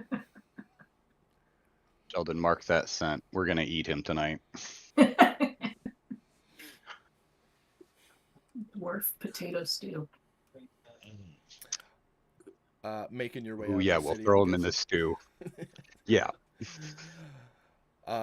As you leave the city, you're just on the edge of earshot, and you hear him say, "Turtle fucker." Peel. Peel. Peel. We're gonna kill him slowly, then we're gonna eat him. You make your way out of the city, come up to just around the first bend as Kilron is coming back up towards the city. and the two of you run into each other. Hey, Rick. Hey, What's up? Kilron. Are we still looking for Tukra? No, I found Tukra. He's back there meditating, and it seemed pretty important, so I let him be. He's deep in meditation to, I'm assuming, his deity. So I don't want to break that connection, because God knows what that could happen there, in the world or something. Who knows here? So I just left him a note that where I was heading, and I'm on my way there. Why? What's up? Two things. One, we're going to kill a giant spider in the coal mine. So I was coming to get Oh, you shit. guys. And two, do you want to kill this cranky old dwarf with me tonight after the lights go out? Number one, the spider. So many questions with that one, but I'm just going to go with, okay, if you say we got to do it, we got to do it for now. Tukra, on the other hand, I suggest we let Tukra do what Tukra needs to do, because it seems to be pretty important. Like, I tried to wake him, and he didn't budge. So, like I said, last time I checked, breaking a spiritual man's meditation can be very devastating. So I highly recommend we just leave him alone for now. Whatever we need to do with a spider, we'll have to do without Tukra. But as far as the dwarf man goes, he's just a cranky old fart. I'd really like to stay out of trouble here, so I'm gonna say no That's fine. to the dwarf thing. I still have Sheldon. Too bad the Don't worry. chaotic They'll never rogue find the is body. locked up in jail right now. But I know, she would be so down for killing this old fucker with me. She wouldn't maybe. even wait till tonight. So, but I got a line on a healer that we could go see about the issues that we needed to see, but it can wait. So let's go see about the spider, and you can explain along the way, maybe. Hey, what am I explaining again? Why, where, pretty much, well, everything, because all you opened with was, we need to kill a spider. Oh, it's in the coal mine. Okay. Why are we killing a spider in a coal mine? I don't understand. Well, Context, buddy. Context. Originally, it was for 20 gold a piece. But now I feel like it's settling karma, because I'm going to kill this other dwarf, and I'm going to help this dwarf at the coal mine out. So I feel like that brings balance to the force. Oh. So this spider's menacing the coal mines, and we're going to clear it out then? Yes. And your side mission is karma. Yes. Okay. I can get on board Yes. with that. Cool. Let's do that. Right. Okay. So I will lead him to the coal mine. And we can stretch this conversation out along the path to the coal mine there, DM. Yep. Hey guys, I found Kilroy. Tukra is Ron. meditating right now.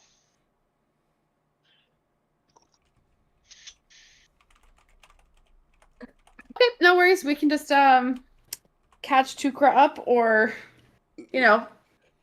give them some money when we see them. We'll figure it out. Yeah, he was deep in meditation to his deity, and last time I checked, that's a big no-no to break that bond. So, unless I'm Yeah, wrong, I'm gonna have to do that. No, you're not wrong. You're not wrong. I have to do that later. So yeah, no, just all the best to just leave them to it, and we will catch them up on what we've been doing, and maybe divvy up the gold somehow. okay. And Rick says y'all got a menacing spider we need to deal with. Yes. Okay. Well, let's do this. I got a line on a healer that might be able to help Jade, by the way. Oh, that's great. Yeah, I was hoping to take Tukra with me, but Tukra's busy, so Well, maybe after Chukra's done, and then yeah. try it out and let me know if there's anything I can help with for that. Like I said, I'm gonna have to meditate later tonight. Try and get in touch with the Veiled Watcher. So All right. that is my schedule and plan. Well, Onward. yeah, yeah. I'm not much for leading the way, guys. So I'm right behind you. That would be you. Oh, Roll out the coal mine. oh, okay. Minus Chukra. Chukra's meditating.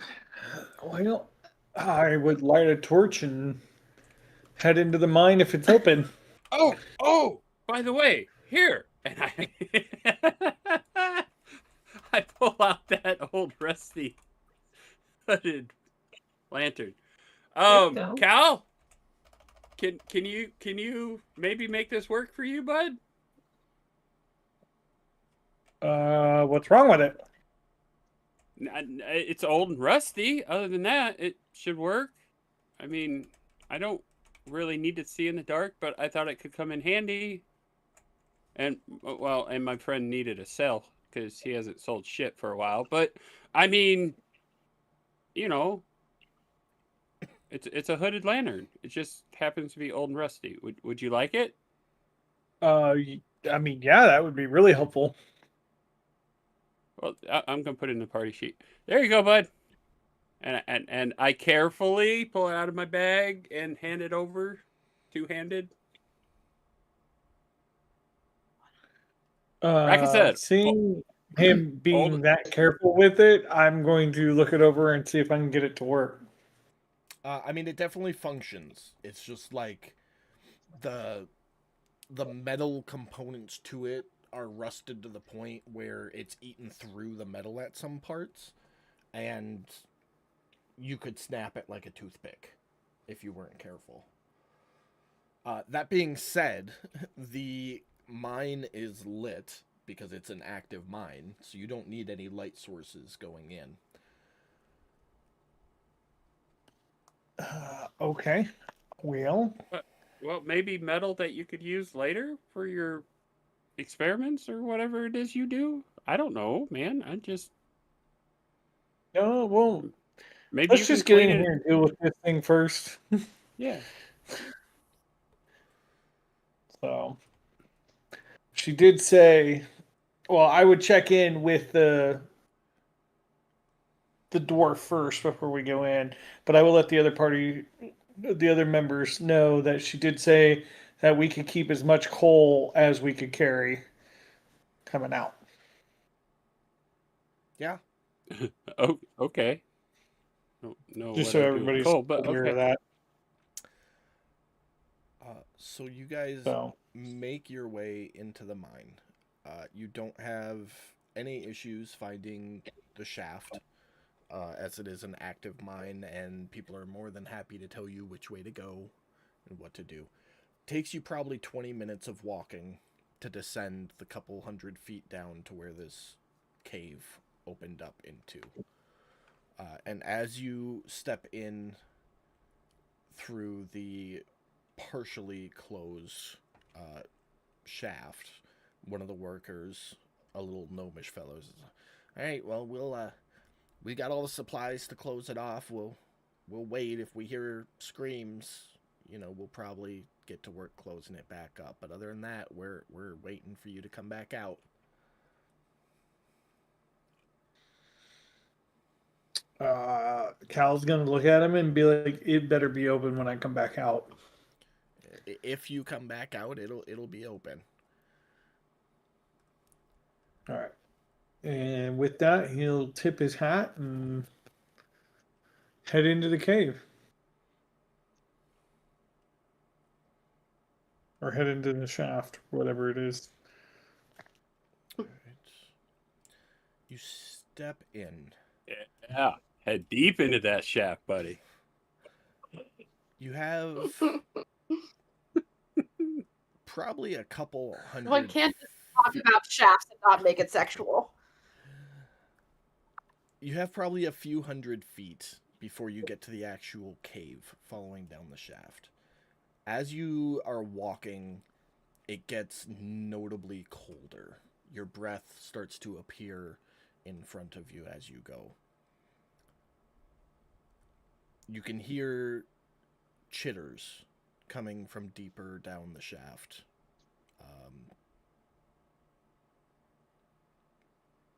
I think all of you would have experienced larger than normal spiders at this point in your lives, so you would recognize them as spider chitters.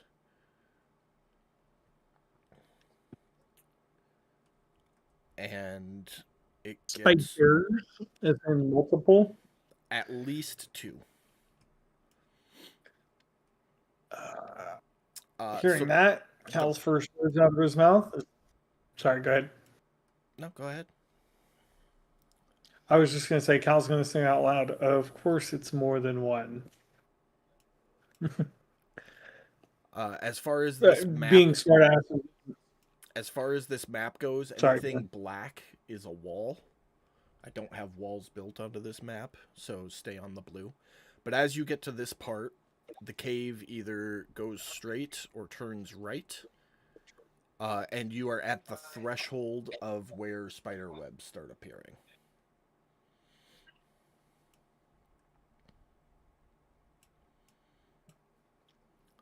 Well, I think at this point, is the cave still lit or is it getting dark down here? There is an ambient light, enough that the place has dim lighting throughout. Okay. I personally am going to light a torch. Okay.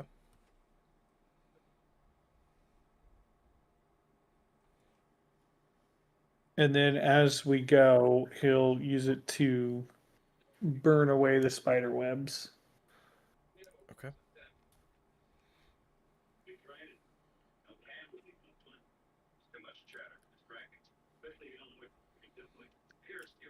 You guys are on the map, so set your movement based off your speed. Right. Well, sorry, there's a little bit of lag on my screen. I guess I will.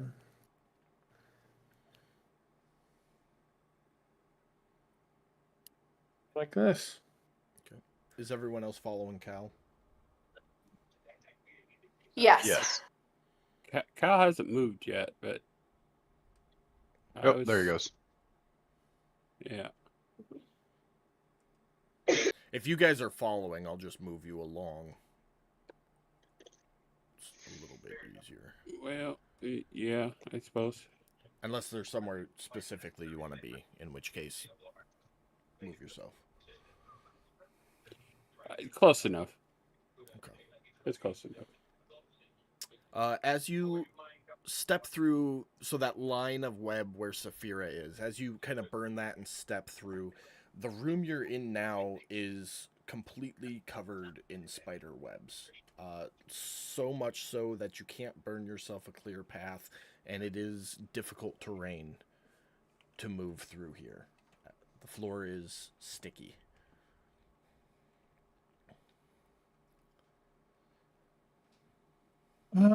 Okay, I'm sorry. So spider webs all over the place, difficult terrain, half movement speed because we can't burn away the spider webs. Yep. Correct? Correct. I mean, my Sorcerer's Burst is a cantrip. I could just keep casting that over and over randomly. if you wanted Keep to. trying to. Yeah, I'm gonna try to do that. Okay. You do that. DM, as we move forward, I'm going to make sure I have my gun ready in one hand and a torch in the other hand. Okay. Do, do, do, do, do. So doing that, it's like you have to do it for every step you take. So you guys would only be able to move Okay. 5 feet per round, essentially. Mm. Well, 10, because Cal's got a torch, which would do a little bit, and then you've got your Sorcerer's Burst, which would do another little bit. Or you could just move the 50. You quickly realize you can move a little bit faster just walking on the web than you can trying to clear the path as you go. I got you. Okay. Not much, but a little bit. Well, I guess what I'm worried about is I'm worried about getting stuck if I gotta run. I mean, you note that it's not so sticky that you can't run. It just slows you down a little bit. Gotcha. Okay. All right. Well then, I mean, if it gets thick, then I'll start back up again. But at this point, I'll just I mean, this is like above I'll just table. walk This then. is like the inside of a spider nest. So it's not like there Yeah. aren't webs blocking your way. It's just the walls, ceiling, and floor are covered in web. Yeah. That's all it is. Go ahead and set your next movements, everybody.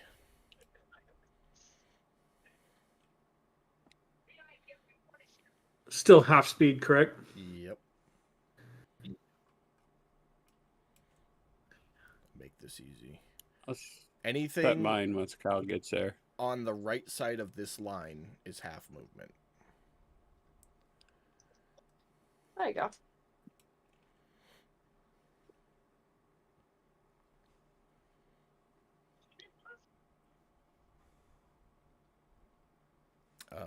Rick and Saphira, you want to set your movements? Yeah, I am.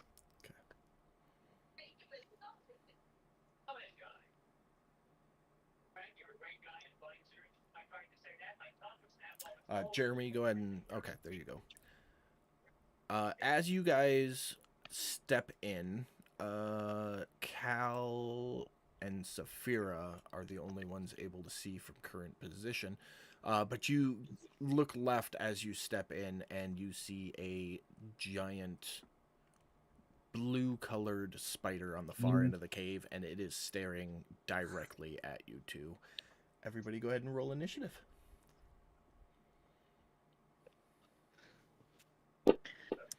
You have that. You were up, so That's fine.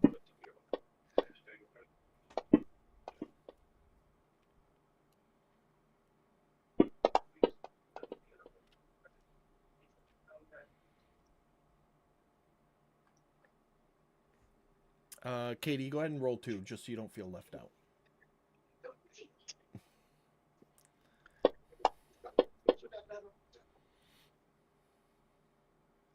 All right. Beautifully enough, that frost spider gets to go first.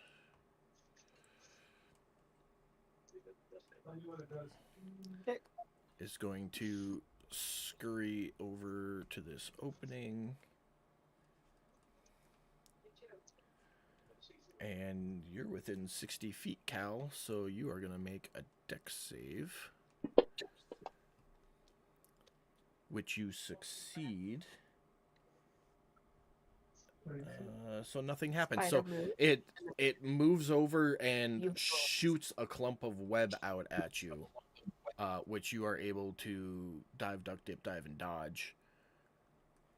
It slams against the wall back behind you, and that is its turn. Sheldon. with a D4, please.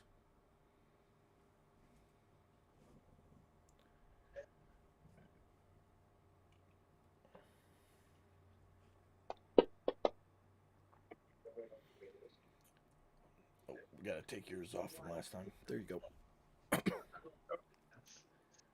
And I am writing, Sheldon. That is at your discretion.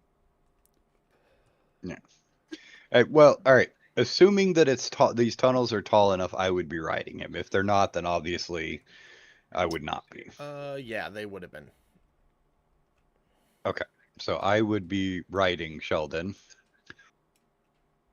So this will be interesting. How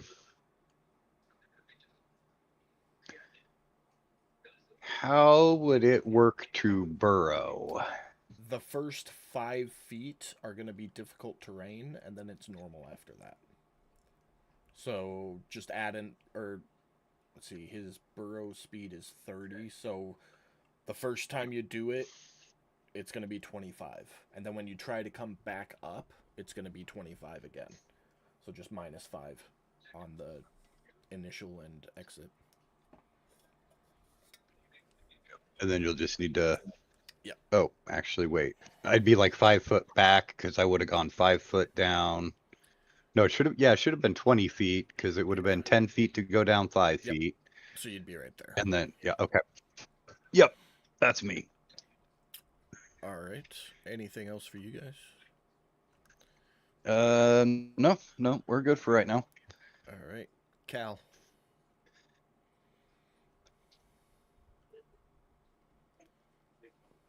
Coming. Oh, thank you. Sorry, I have the mouse hostage.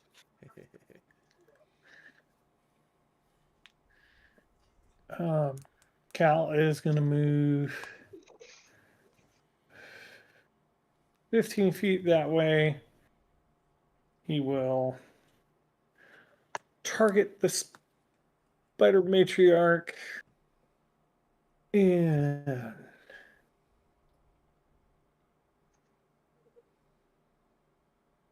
take a shot, which I think is at disadvantage.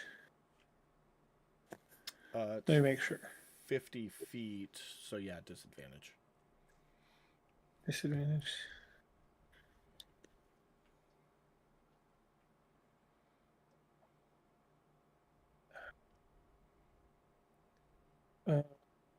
Like, where is my thing?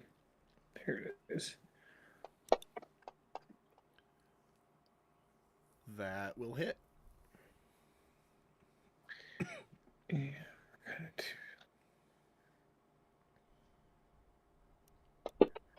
Some damage.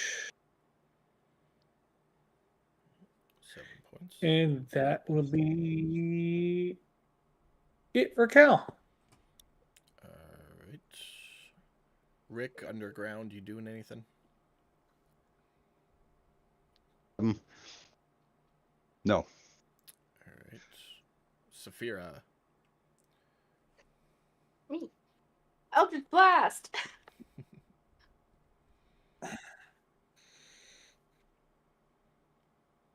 Pull it up. Eldritch Blast. I did modify all your spells for the Pact Keeper rod, by the way, so you get the +1s on attacks and DCs. Thank you.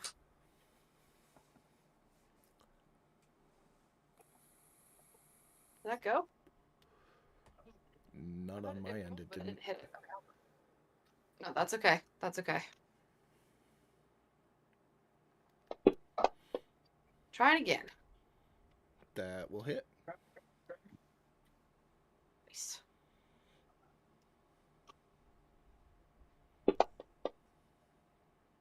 Max damage for 15 points. Woohoo! And I think I'm gonna move a little bit this way. There we go. And I believe that is my turn. Alright. Skip to Kilron. Oh, yeah, Kilron. Yeah, I'm gonna move over here, see what all the commotion's about. Real quick, Saphira and Cal, you both would have caught a second spider move up into your range of view. It is upside down up on the ceiling there. At the end of Saphira's turn. Go ahead, Kilron. Uh,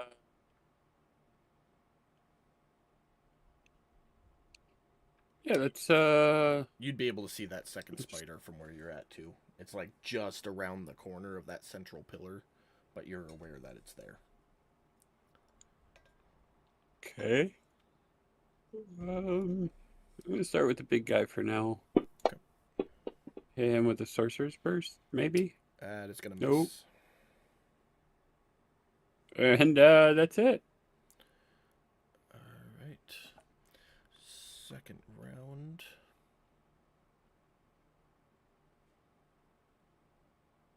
Why did it not?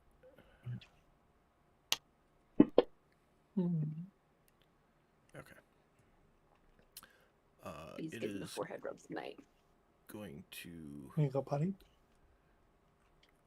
charge up right next to Cal and try to take a bite at you, which it's gonna do. And as it bites down, you've been bitten by spiders before, and you know the burning feeling that the typical poison in their stingers gives. This is an ice cold plunge as it bites into you. And that is the spider's turn, bringing us to Sheldon.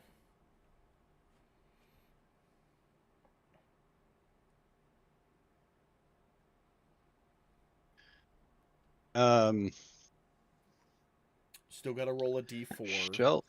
And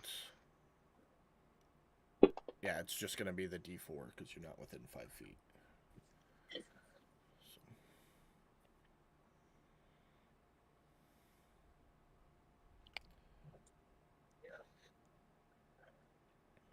Okay. So what Sheldon is going to do is essentially he's going to move directly underneath of it. Okay. Me? And then he is going to come up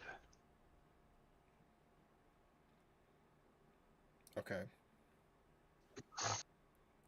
and he is going to bite it. All right. I am going to leave the token where it's at because underneath isn't going to be a thing for token's sake. So go ahead and make your attack. Would it be considered flanked at all with Cal there? No. Fuck. It's a natty 1. It is going to take a reaction on that. Missing. For argument's sake, because you can't occupy the same space, you come up underneath it, felt the vibrations in its web, and kind of lifts and sidesteps, and as you plunge through with your attack and miss, it plunges down to attack and misses, and through bursting out, you kind of end up off to the side of it. And I'll even let that side be over here, because I know you like to maneuver for flanking. Yes, I do. But that is Sheldon's turn, unless he has something else.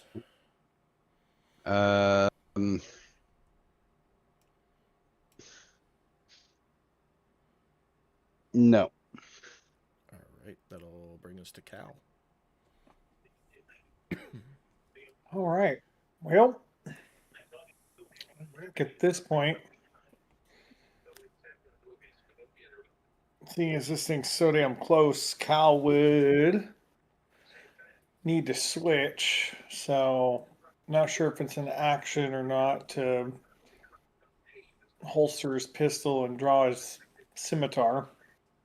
I have been letting you do that as a free action. Okay. Because they're both. So I will do your that. Holster and scabbard are right next to each other. So. Okay. I will do that then and take an attack with the scimitar, Okay. which is going to be at advantage because of the Vex. No. Vex is next attack with the same weapon. If you hit a creature with this weapon and deal damage, you have advantage on your next attack roll against a creature before the end of your next turn. So you have to use the same weapon for Vex to apply. All right. Well, So you would have... It'd be disadvantage with your gun because you're within 5 feet, but you get advantage from the Vex, so it would just be a regular attack. But he's flanking Gotcha. too. He's not flanking. This thing is massive. It doesn't care about that. Oh, okay. Nice try, though.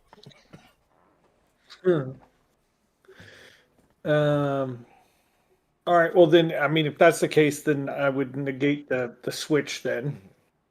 Yeah, it'll just be a regular shot with maybe. your pistol. Hold on. Let me look at something real quick.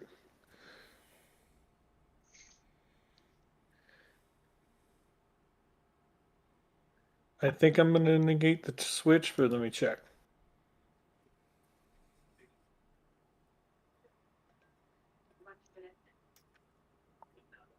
Okay. No, I'm not going to worry about the switch. I'm just going to take a shot at it. Okay.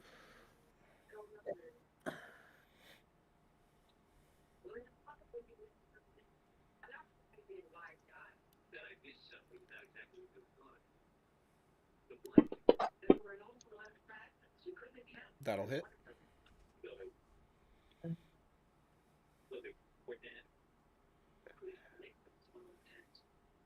I am going to roll a superiority die too All right, which one are you doing? with this.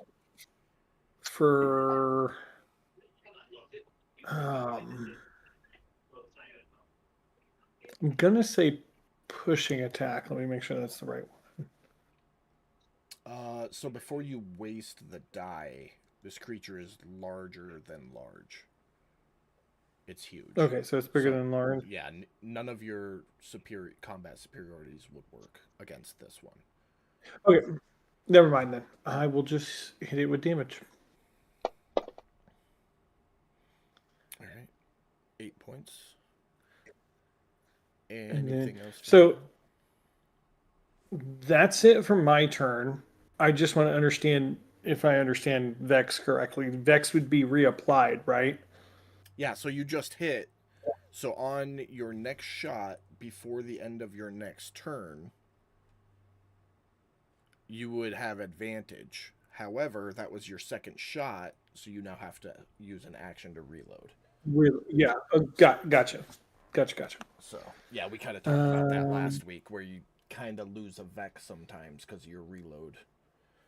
But at level 4, when you get Make that sure that- gunslinger feat, you won't have to worry about that anymore. You know what? I'll burn a second wind real quick. Okay. As a bonus action, get you a little healies.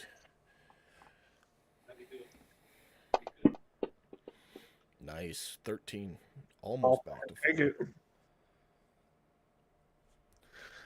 All right. That's it for me. All right, that brings Yep. us to Rick.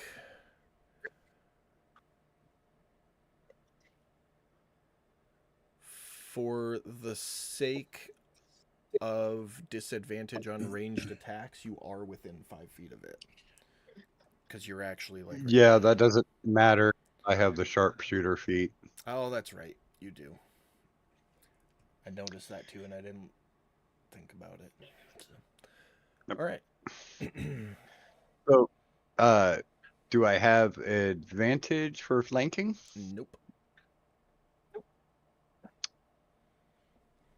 This thing is huge. It takes more than 2 creatures to flank it. And more than 2 sides. I see. You do hit though.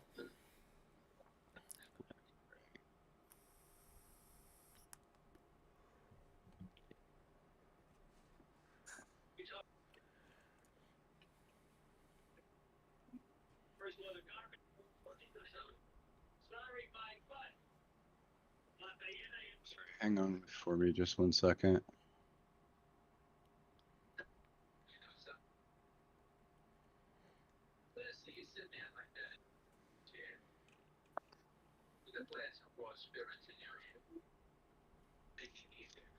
Just checking something.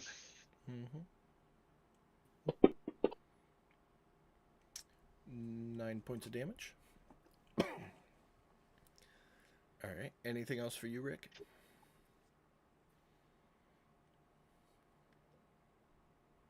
No.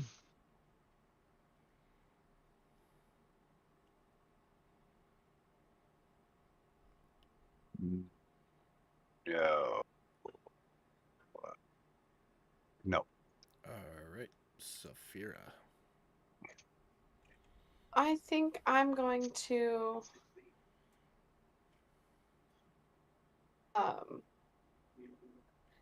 did you say that you already keyed in Agonizing Blast? Yeah. Like, okay, cool. Then yeah, I'm just gonna Eldritch Blast again, except this time I'm gonna target the other spider, so that way I can start preventing it from like Okay. coming and attacking us. So I'm gonna move 15 feet like over here. And then I will attack A with Blast.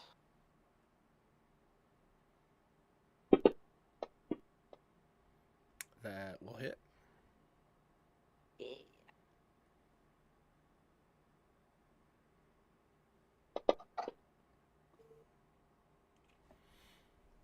Nine points of damage.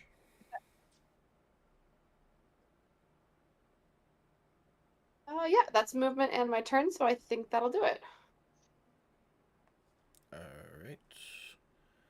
That will bring us to that frost spider. It's gonna scuttle out and shoot a web at Saphira. And you will succeed.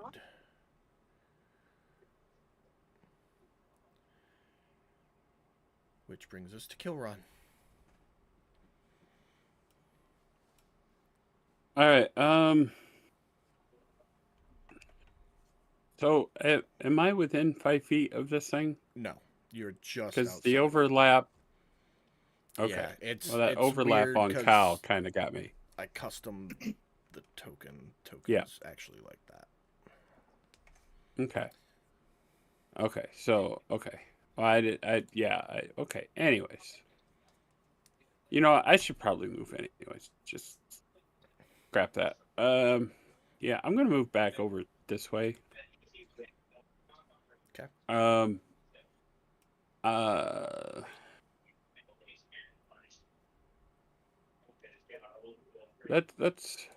Let's kick in that innate sorcery.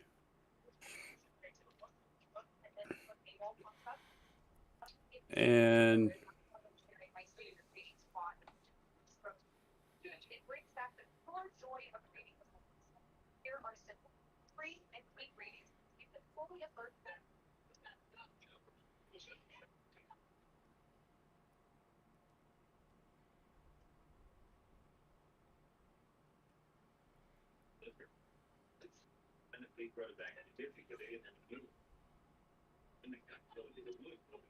I'm gonna try the Dissonant Whispers. Dissonant? Am I pronouncing that right? God. Dissonant. Dissonant Whispers. Yeah. Okay. I like that. One creature of your choice that you can see within range. Here's a discordant melody in its mind. The target makes a wisdom saving throw. On a failed save, it takes 3d6 psychic damage and must immediately use its reaction, if available, to move as far away from you as it can, using the safest route. On a successful save, the target takes half as much damage only. Okay. Above table economy wise, I will remind you that the large one already used its reaction this round. Did it? Yep, when Sheldon burst up right after its turn, so it hasn't gotten its reaction back yet.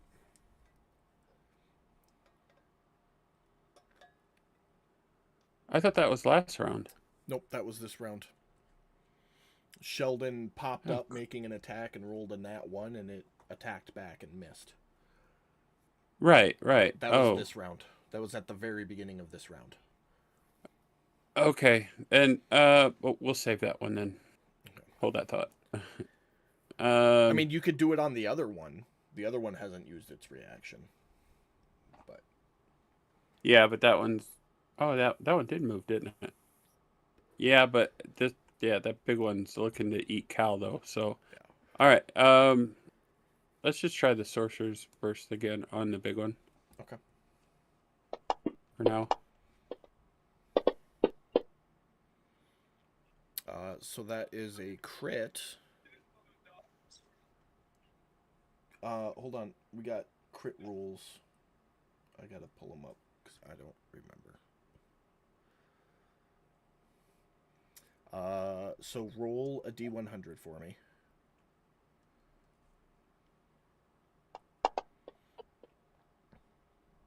That is an 11. So crit damage is normal.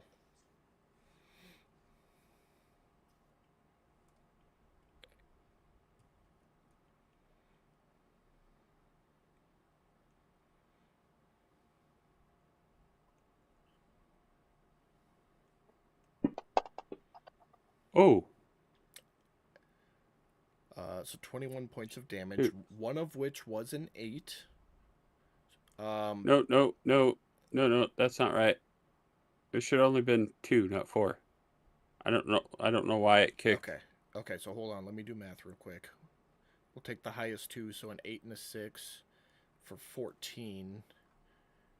And it should have been doubled, so 28. So I actually need to give it an additional 7.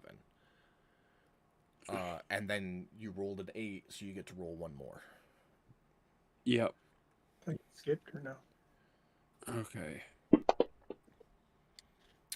And that will actually do 10. 5. 10 fire damage against frost spiders. Put 2 and 2 together there. And that kills it. Oh. You do your innate sorcery and hype up your magic a little bit, and as you let this blast go out, it somehow appears 3 times bigger than normal and impacts this giant frost spider matriarch in the side of the face. And when the flame and the smoke dissipates, it no longer has a face. It's just a charred husk. Whoa. Anything Damn. else for your turn? Well. I'm gonna go. Well, damn. Okay. I wasn't even expecting that. Shit. Okay. Hell yeah! Rick? Burn it before it lays eggs. Like the Spider-Man reflex. After you catch something, you gotta check if you developed web throwers. Yeah. It's like what? What? Did I do that? Anything else for your turn? Nah. I'm good. That'll bring us around to Sheldon.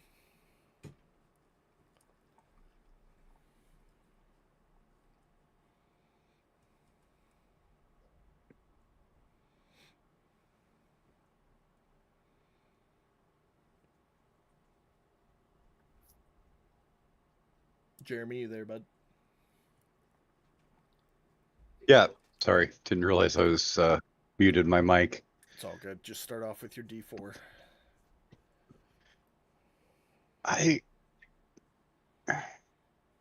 Am I misremembering things, or weren't there 2 other spiders? Nope, just the one. Oh,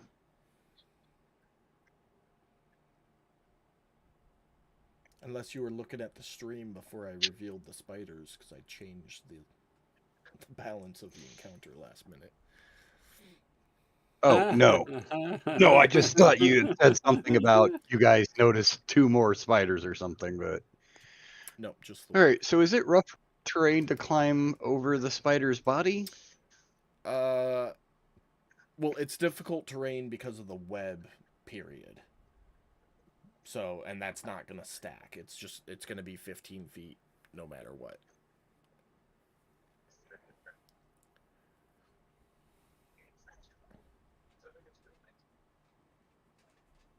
But you just Standing directly on his head.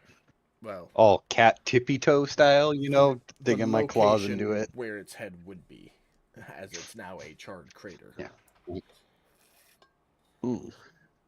Oh, that's right. Yes, I forgot the word crater was used. Mhm. That sorcerer burst did some bursting. Okay. 1, 2, 3, 4, 5, 6, 7. Oh, damn, I'm 1 ferocity short. Um, I think that's all Sheldon's gonna do other than just reach at it. Okay. Or roar or whatever he does. I'm still a little unclear what sort of noise these guys make. Like a bellow. Bellow? Okay, Like I can live with a bellow. Think like a kind of like a hippo. Like a bellow like that. Okay, yeah. Deep and intimidating. Yeah, but hippos are mean motherfuckers. Yeah, they are. They're fucking violent as shit. Cal. Right? And they're herbivores, so they purposely choose violence for no reason. I love them. Mm-hmm. Cal, as you... Well, you gotta reload, so never mind. Go ahead with your turn, Cal. I am going to reload and close a little bit of distance.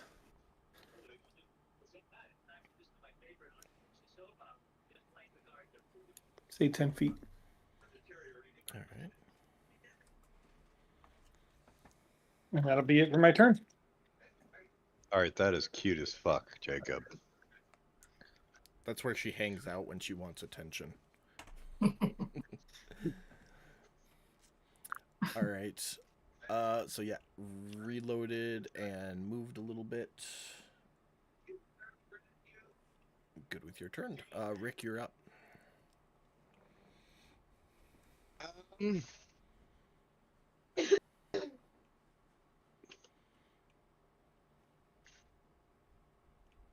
I guess I'll shoot it.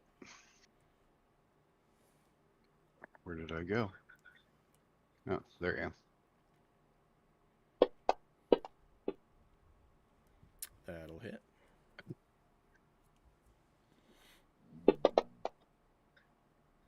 Nine points of damage. All right. Anything else for you? I too will bellow at it, although not nearly as intimidatingly. Kind of comes out like a "Hey, you guys." Right? He's all roar, and I'm all rawr, rawr, rawr, rawr. Dinosaur. Rah. Saphira, you're up. Right, exactly. Eldritch Blast.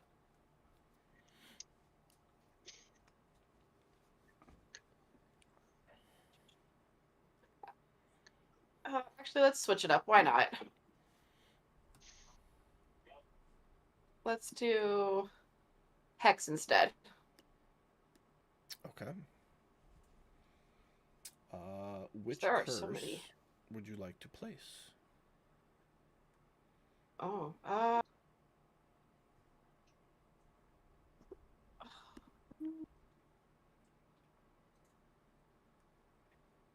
Decisions. Dexterity. Dexterity. Okay.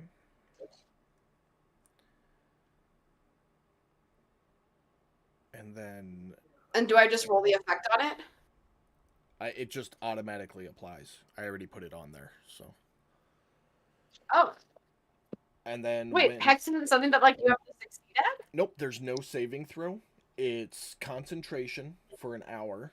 It gets disadvantage on any checks for the ability you choose. And then when you hit it with any attack roll while concentrating on that spell, you do an extra 1d6 necrotic damage for as long as you're concentrating. Oh.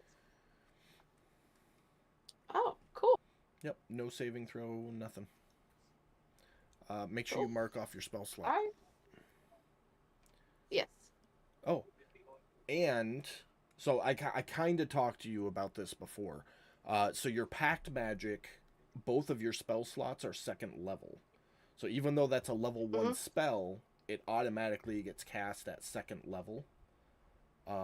So being a level 2 spell slot, your concentration is for up to 4 hours. Instead of Okay, cool. I'll keep that in mind for next time for sure. Yeah. So that's why I asked if you had planned on multi-classing or not, because if you just planned on being a pure warlock, I would have gone in and manually changed all your leveled, like all your level 1 spells. I would have gone in and changed the damage or anything like that to be level 2. That way you don't have to modify as you go. Gotcha. Cool. But you didn't know, so I just left it all as is. So. Yeah, I probably will in the future, but that's a future me problem. Yeah, well. Let me just try and nail this down first. With that ending your turn, it'll bring us to the spider. Is not happy. Comes over, drops from the ceiling, and is going to take a bite at Cal because he's the closest, and he gets a crit. Oh, no! Rough. Kilron. I can't see anything. I have no idea what it just did to me. It just bit you It fucked you up. All right. with a crit. Now Kilron's going to use that Dissonant Whispers. Okay. There's no reaction used. It fails. Okay, so it's going to take 3d6. Yep. And then reaction. See, now that... So it would only move as far as its remaining speed is. Does that sound right to you, Mike?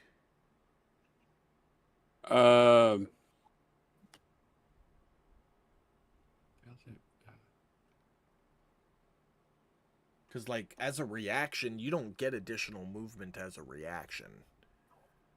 So it would be dependent on how much speed it has remaining, which would be 15 feet in this case. Well, yeah, but you can use a dash as a reaction, which would double. No, you can't. Your movement speed. You can't use a dash as a reaction.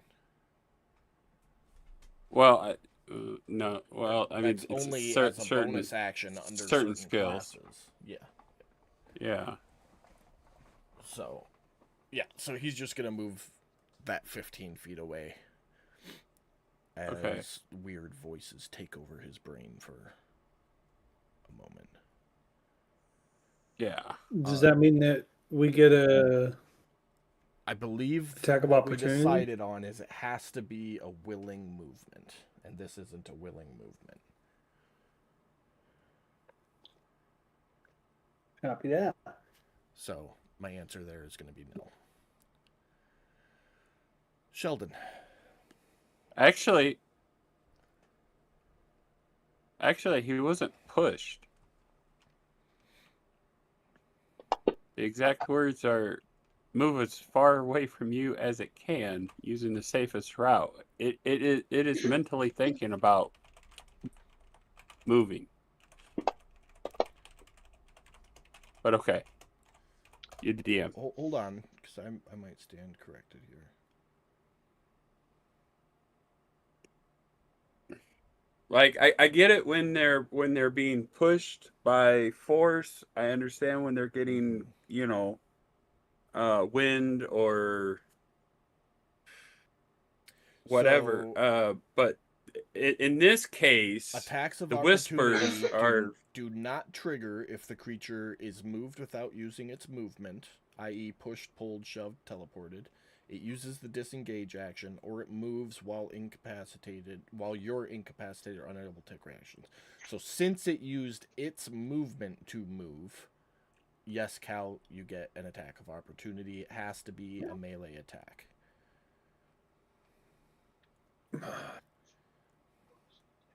Okay. Well, I guess I would try to hit it with the torch then at that point. I don't know how we would do that. Do you have a melee weapon in your inventory that uses strength? Yeah. So roll with your hand axe like you're gonna hit it.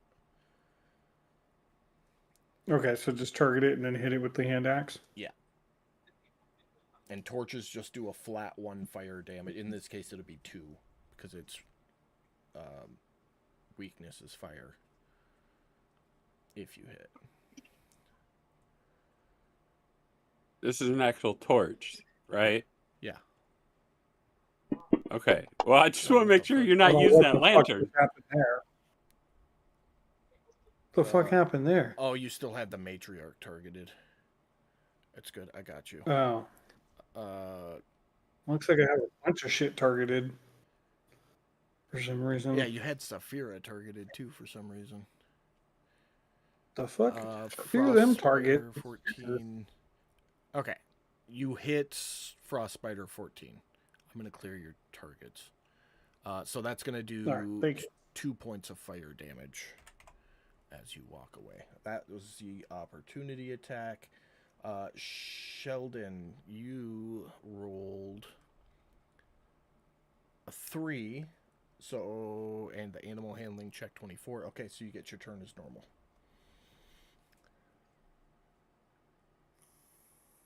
So we are going to cast, or we're going to use Deadly Leap. You can't. That is a 5th level Why? ability. You're not level 5 yet. That's why it says 5th level Deadly Leap.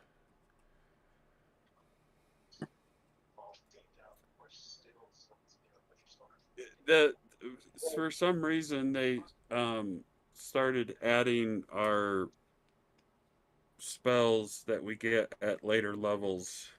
Well, I custom soon- made the companion because they don't have them in player format. So Oh. it's there so I don't have to remember to do it later, but that's why it says 5th level. Okay. So, Well, even though you did it, the system still seems to be doing that too, because I got some on my list like that. yeah, like your innate racial spells, it'll put all those Uh-huh. on right away, even though you can't use certain ones until certain levels. So, Right. So yeah, sorry, Jeremy, you can't use that till you hit level 5.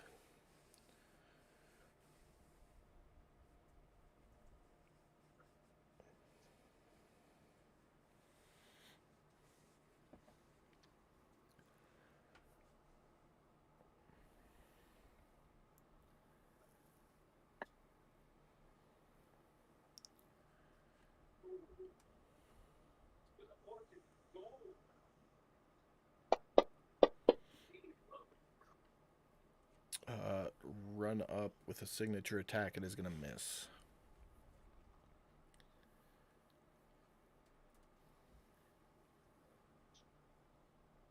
That's it for me. All right, Cal. Well, seeing as it's running and I am fully loaded, I am going to take a shot at it. Leave it to a I know, badged very surprising, individual to right? shoot the creature in the back as it runs away. Yeah, well, in your back. That's going to hit.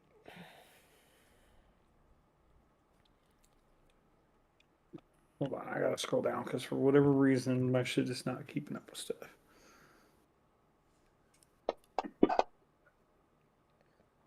8 points of damage. All right. Anything else for you? Um, mm, yeah, probably move about 10 feet that way, and take another second wind Okay. before this thing turns around and wants to bite me. Go ahead and drop that on yourself. And Rick, you're up. Can I have the mouse when you're done? Yes. When you're done. Or you can just play it for me. That's fine too. That'll hit Rick. Beautiful. From your vantage point atop Sheldon, you are able to get a nice aim right at you. This is the third week in a row my mother has called while we're playing D&D. She knows we play D&D. But you get a nice vantage point right at the top of its head as it's running away, and your arrow does the trick, and it falls lifeless to the ground, bringing us out of initiative as the cave is clear. Loot them bitches. Alright, yeah, Kilron's gonna ask. So our job was to clear all the spiders, or just this one? They told me a spider. We came down here. There's 2 of them. We killed a spider. We killed 2 of them. As far as Okay. I'm concerned, they owe us more money. Should we check the whole cave and make sure it's empty, or just Oh yeah, call no, it good with we're what we killed? no, we're definitely gonna walk around for sure. We're gonna walk around. Okay. I'm gonna harvest the spider corpses for parts. Sure, go ahead and make nature. I was checks. actually gonna. Wait, what were you gonna say? Well, I was gonna see if somebody could harvest me a venom sac. Maybe Something specific. I would love a venom sac. Man, Nature You checks. guys play with the Especially dead for me. bodies and your daggers. Kilron's gonna wander about the cave and look for signs of anything else. Beautiful. If you're harvesting things off the spider's bodies, I need nature checks. If you are inspecting the cave, either perception or investigation.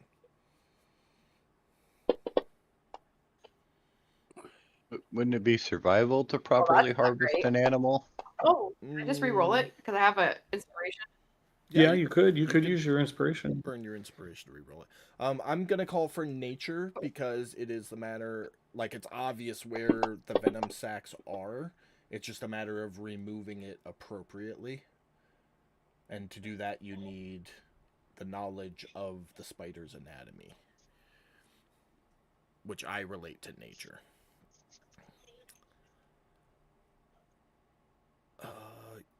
Yeah, with an 18 and a 15, no issues there.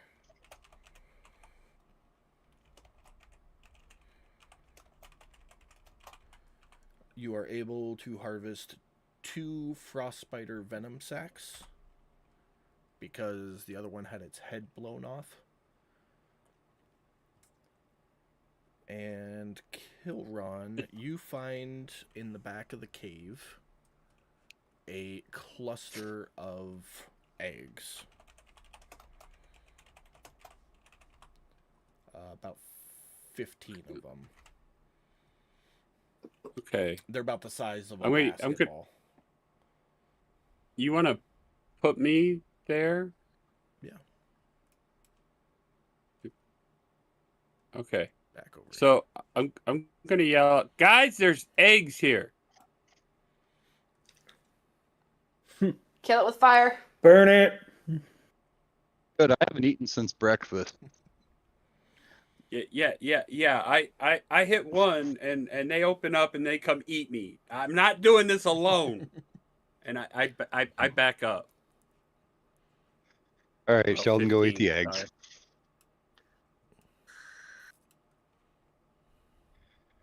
sorry. Like, yeah, no, not like. Obviously, fire does good here, but 15. Alright, so Sheldon runs over by you. All right, and then I'll use my sorcerer's burst on one of the eggs right up front and see what happens. Okay. Yeah. I don't know. Oh, because I'm still in innate. Yeah, you're close enough. know if You're that's still still within running. the time limit. Drop the damage on there.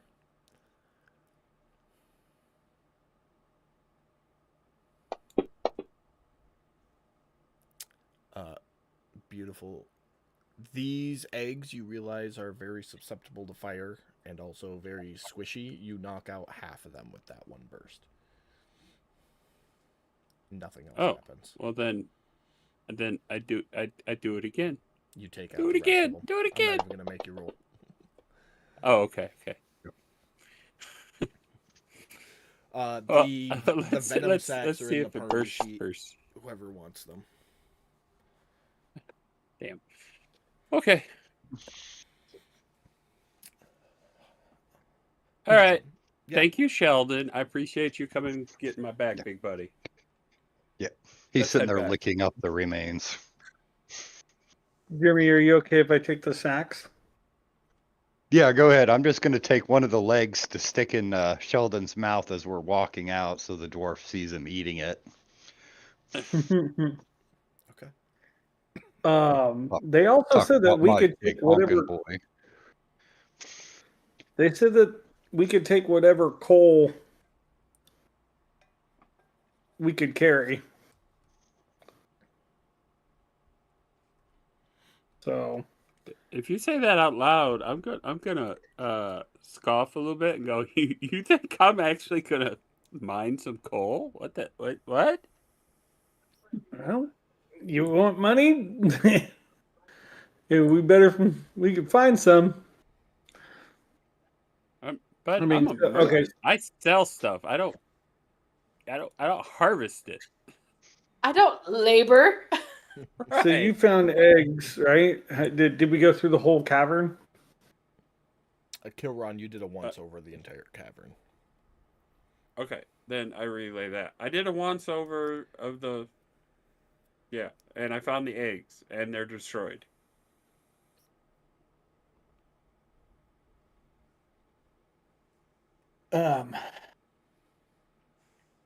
Then I guess I would just double check the pathways that we had coming in that we didn't go down.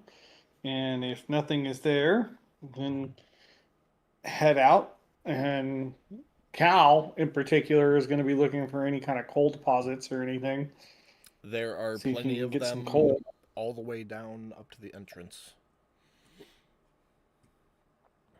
Well, I'm going to try to get some coal on the way out.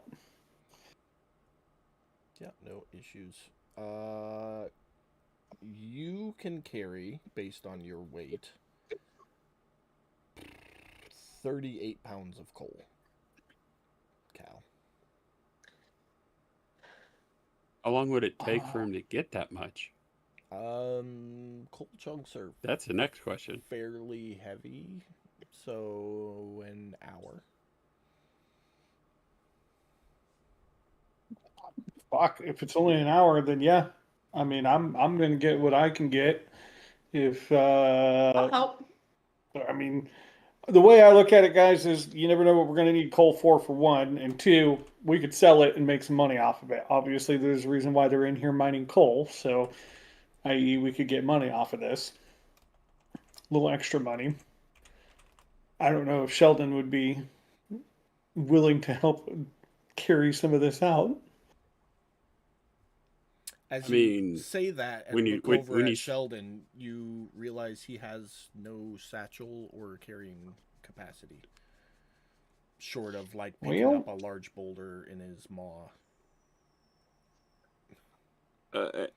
Hearing the word sell, Kilron's gonna say, now selling it, I can probably help you do. That's what I do. Well, can So I say we Brad, get what we get? I put 38 pounds of coal in your inventory.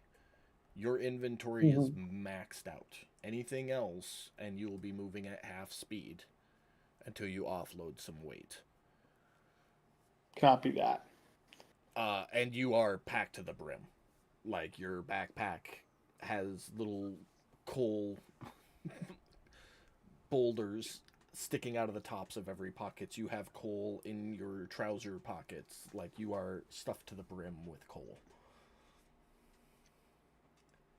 Perfect.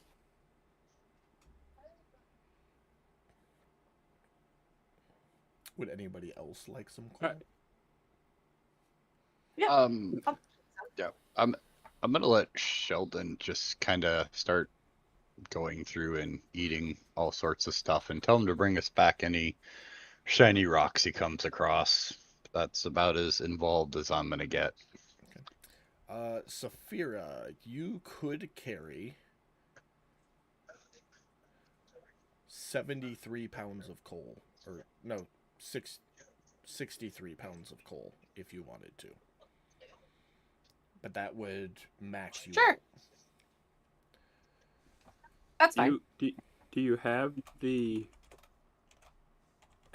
pickaxe to He does. He picked one up earlier harvest it? Oh, okay. at the beginning No, of the he does, but Oh, they can share. right. Oh, I I'm know just carrying I it know Cal out, but did. I'm gonna take whatever coal I can get and then take a percentage. But I Nope, guess Sev- guess the point 73, I'm trying to sorry, get at is Saphira. whether or not I know Cal had one, but I was wondering if Saphira had one because if we only have one pickaxe between the group, Well, and Rick we're gonna have to wait that time. Rick told Sheldon to help. So with that, it's expediting the process. Oh, okay. Okay, cool. That I'm like, being said, Kilron's not gonna spend all day sitting here. you do.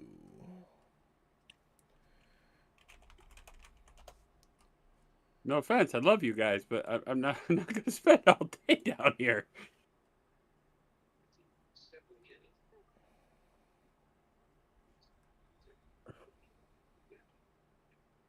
Not to mention, eventually Tukra is going to come out of his meditation and find my note, and I'm not going to be there. Rick, Sheldon does bring a shiny gemstone to you. Oh, good boy.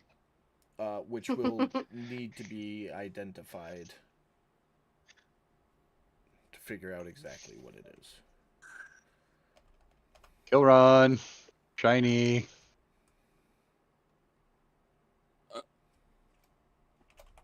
You might want to check with Saphira on that. I play with Kilron, magic. I don't. shiny. What you need to identify?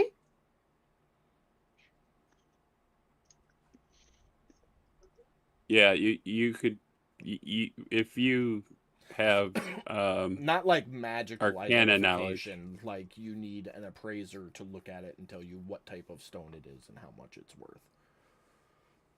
Oh, Could I take a swing? Sure, I'll take a swing and guess. That being said, if you're proficient with jeweler's tools, I would let you roll to make an appraisal, if anybody is. I am not. nope. I am not. So, yeah, the two of you are loaded up with coal. You found one wonderful gemstone. You're all heading back out. That's the plan. I mean, we'll search. I plan on looking as I go along, seeing if anything stands out, seeing as Sheldon found a shiny rock. You never know what you're going to find. But as of right now, Yeah, you definitely don't see anything just laying about. But yeah, you guys. As of right now, I'm not doing anybody good with all the weight that I'm carrying. So you guys make your way out of the mine. As you come out of the entrance, the sun is just gone down, and you see Tukra standing there. We are going to retcon and say that you went to the Gilded Boar and Bart told you that they were heading towards the mine. So that's how you ended up there. And as you walk out, you see Tukra. You also see the dwarven woman. He goes, "Well, did you take care of those spiders?" Sure did. Multiple spiders, Oh, I might add. well, good for you. And a nest. Well, that's what spiders do. They lay eggs. So, she will toss you a coin purse. 20 gold for each of you, as promised. So there's 80 gold in that bag. I will divvy that up amongst the party. Or rather, I will take my 20 gold and hand the bag around, I should say. Okay. Unless everybody just wants me to divvy it up, then we can just 20 to each of us. Yeah, I mean, I think just put everyone add in 20 my to there. inventory. Yeah. Okay. Yep, so the four of you add 20 gold each. And Tukra sees you and comes walking over. As Tukra walks up, you all instantly notice that the haze that's been on Tukra's face for the last couple weeks is gone. First time since you first met Tukra that you see him spunky and awake.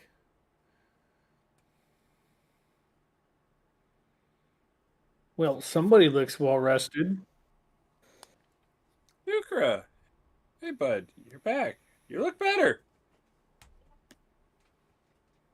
Feel better. Good. How was your time with your deity? Good. You find my note? I did. Good. Well, Tukra, we you can have... tell Tukra is at this point. Tukra's maybe, I don't know if you can tell or not, but Tukra's a bit sad and disappointed at what y'all have been doing in the mine. Got some details from Bart. Oh, Because it seems like maybe that's just where spiders live.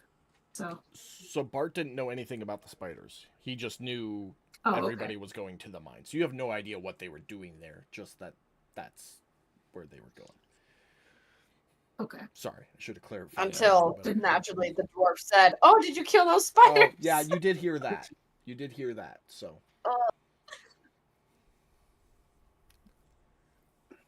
well, you know, from my understanding, they were attacking the coal miners. I didn't say anything about it. That's your information to do with what you will. Yeah, but I did. You got my note? I did.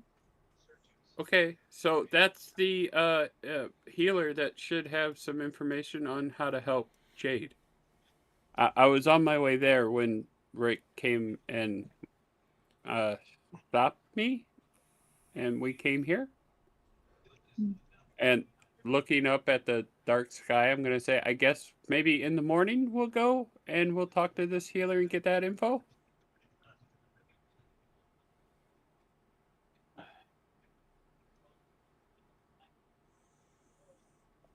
I mean, we're not going to go anywhere and get that info tonight.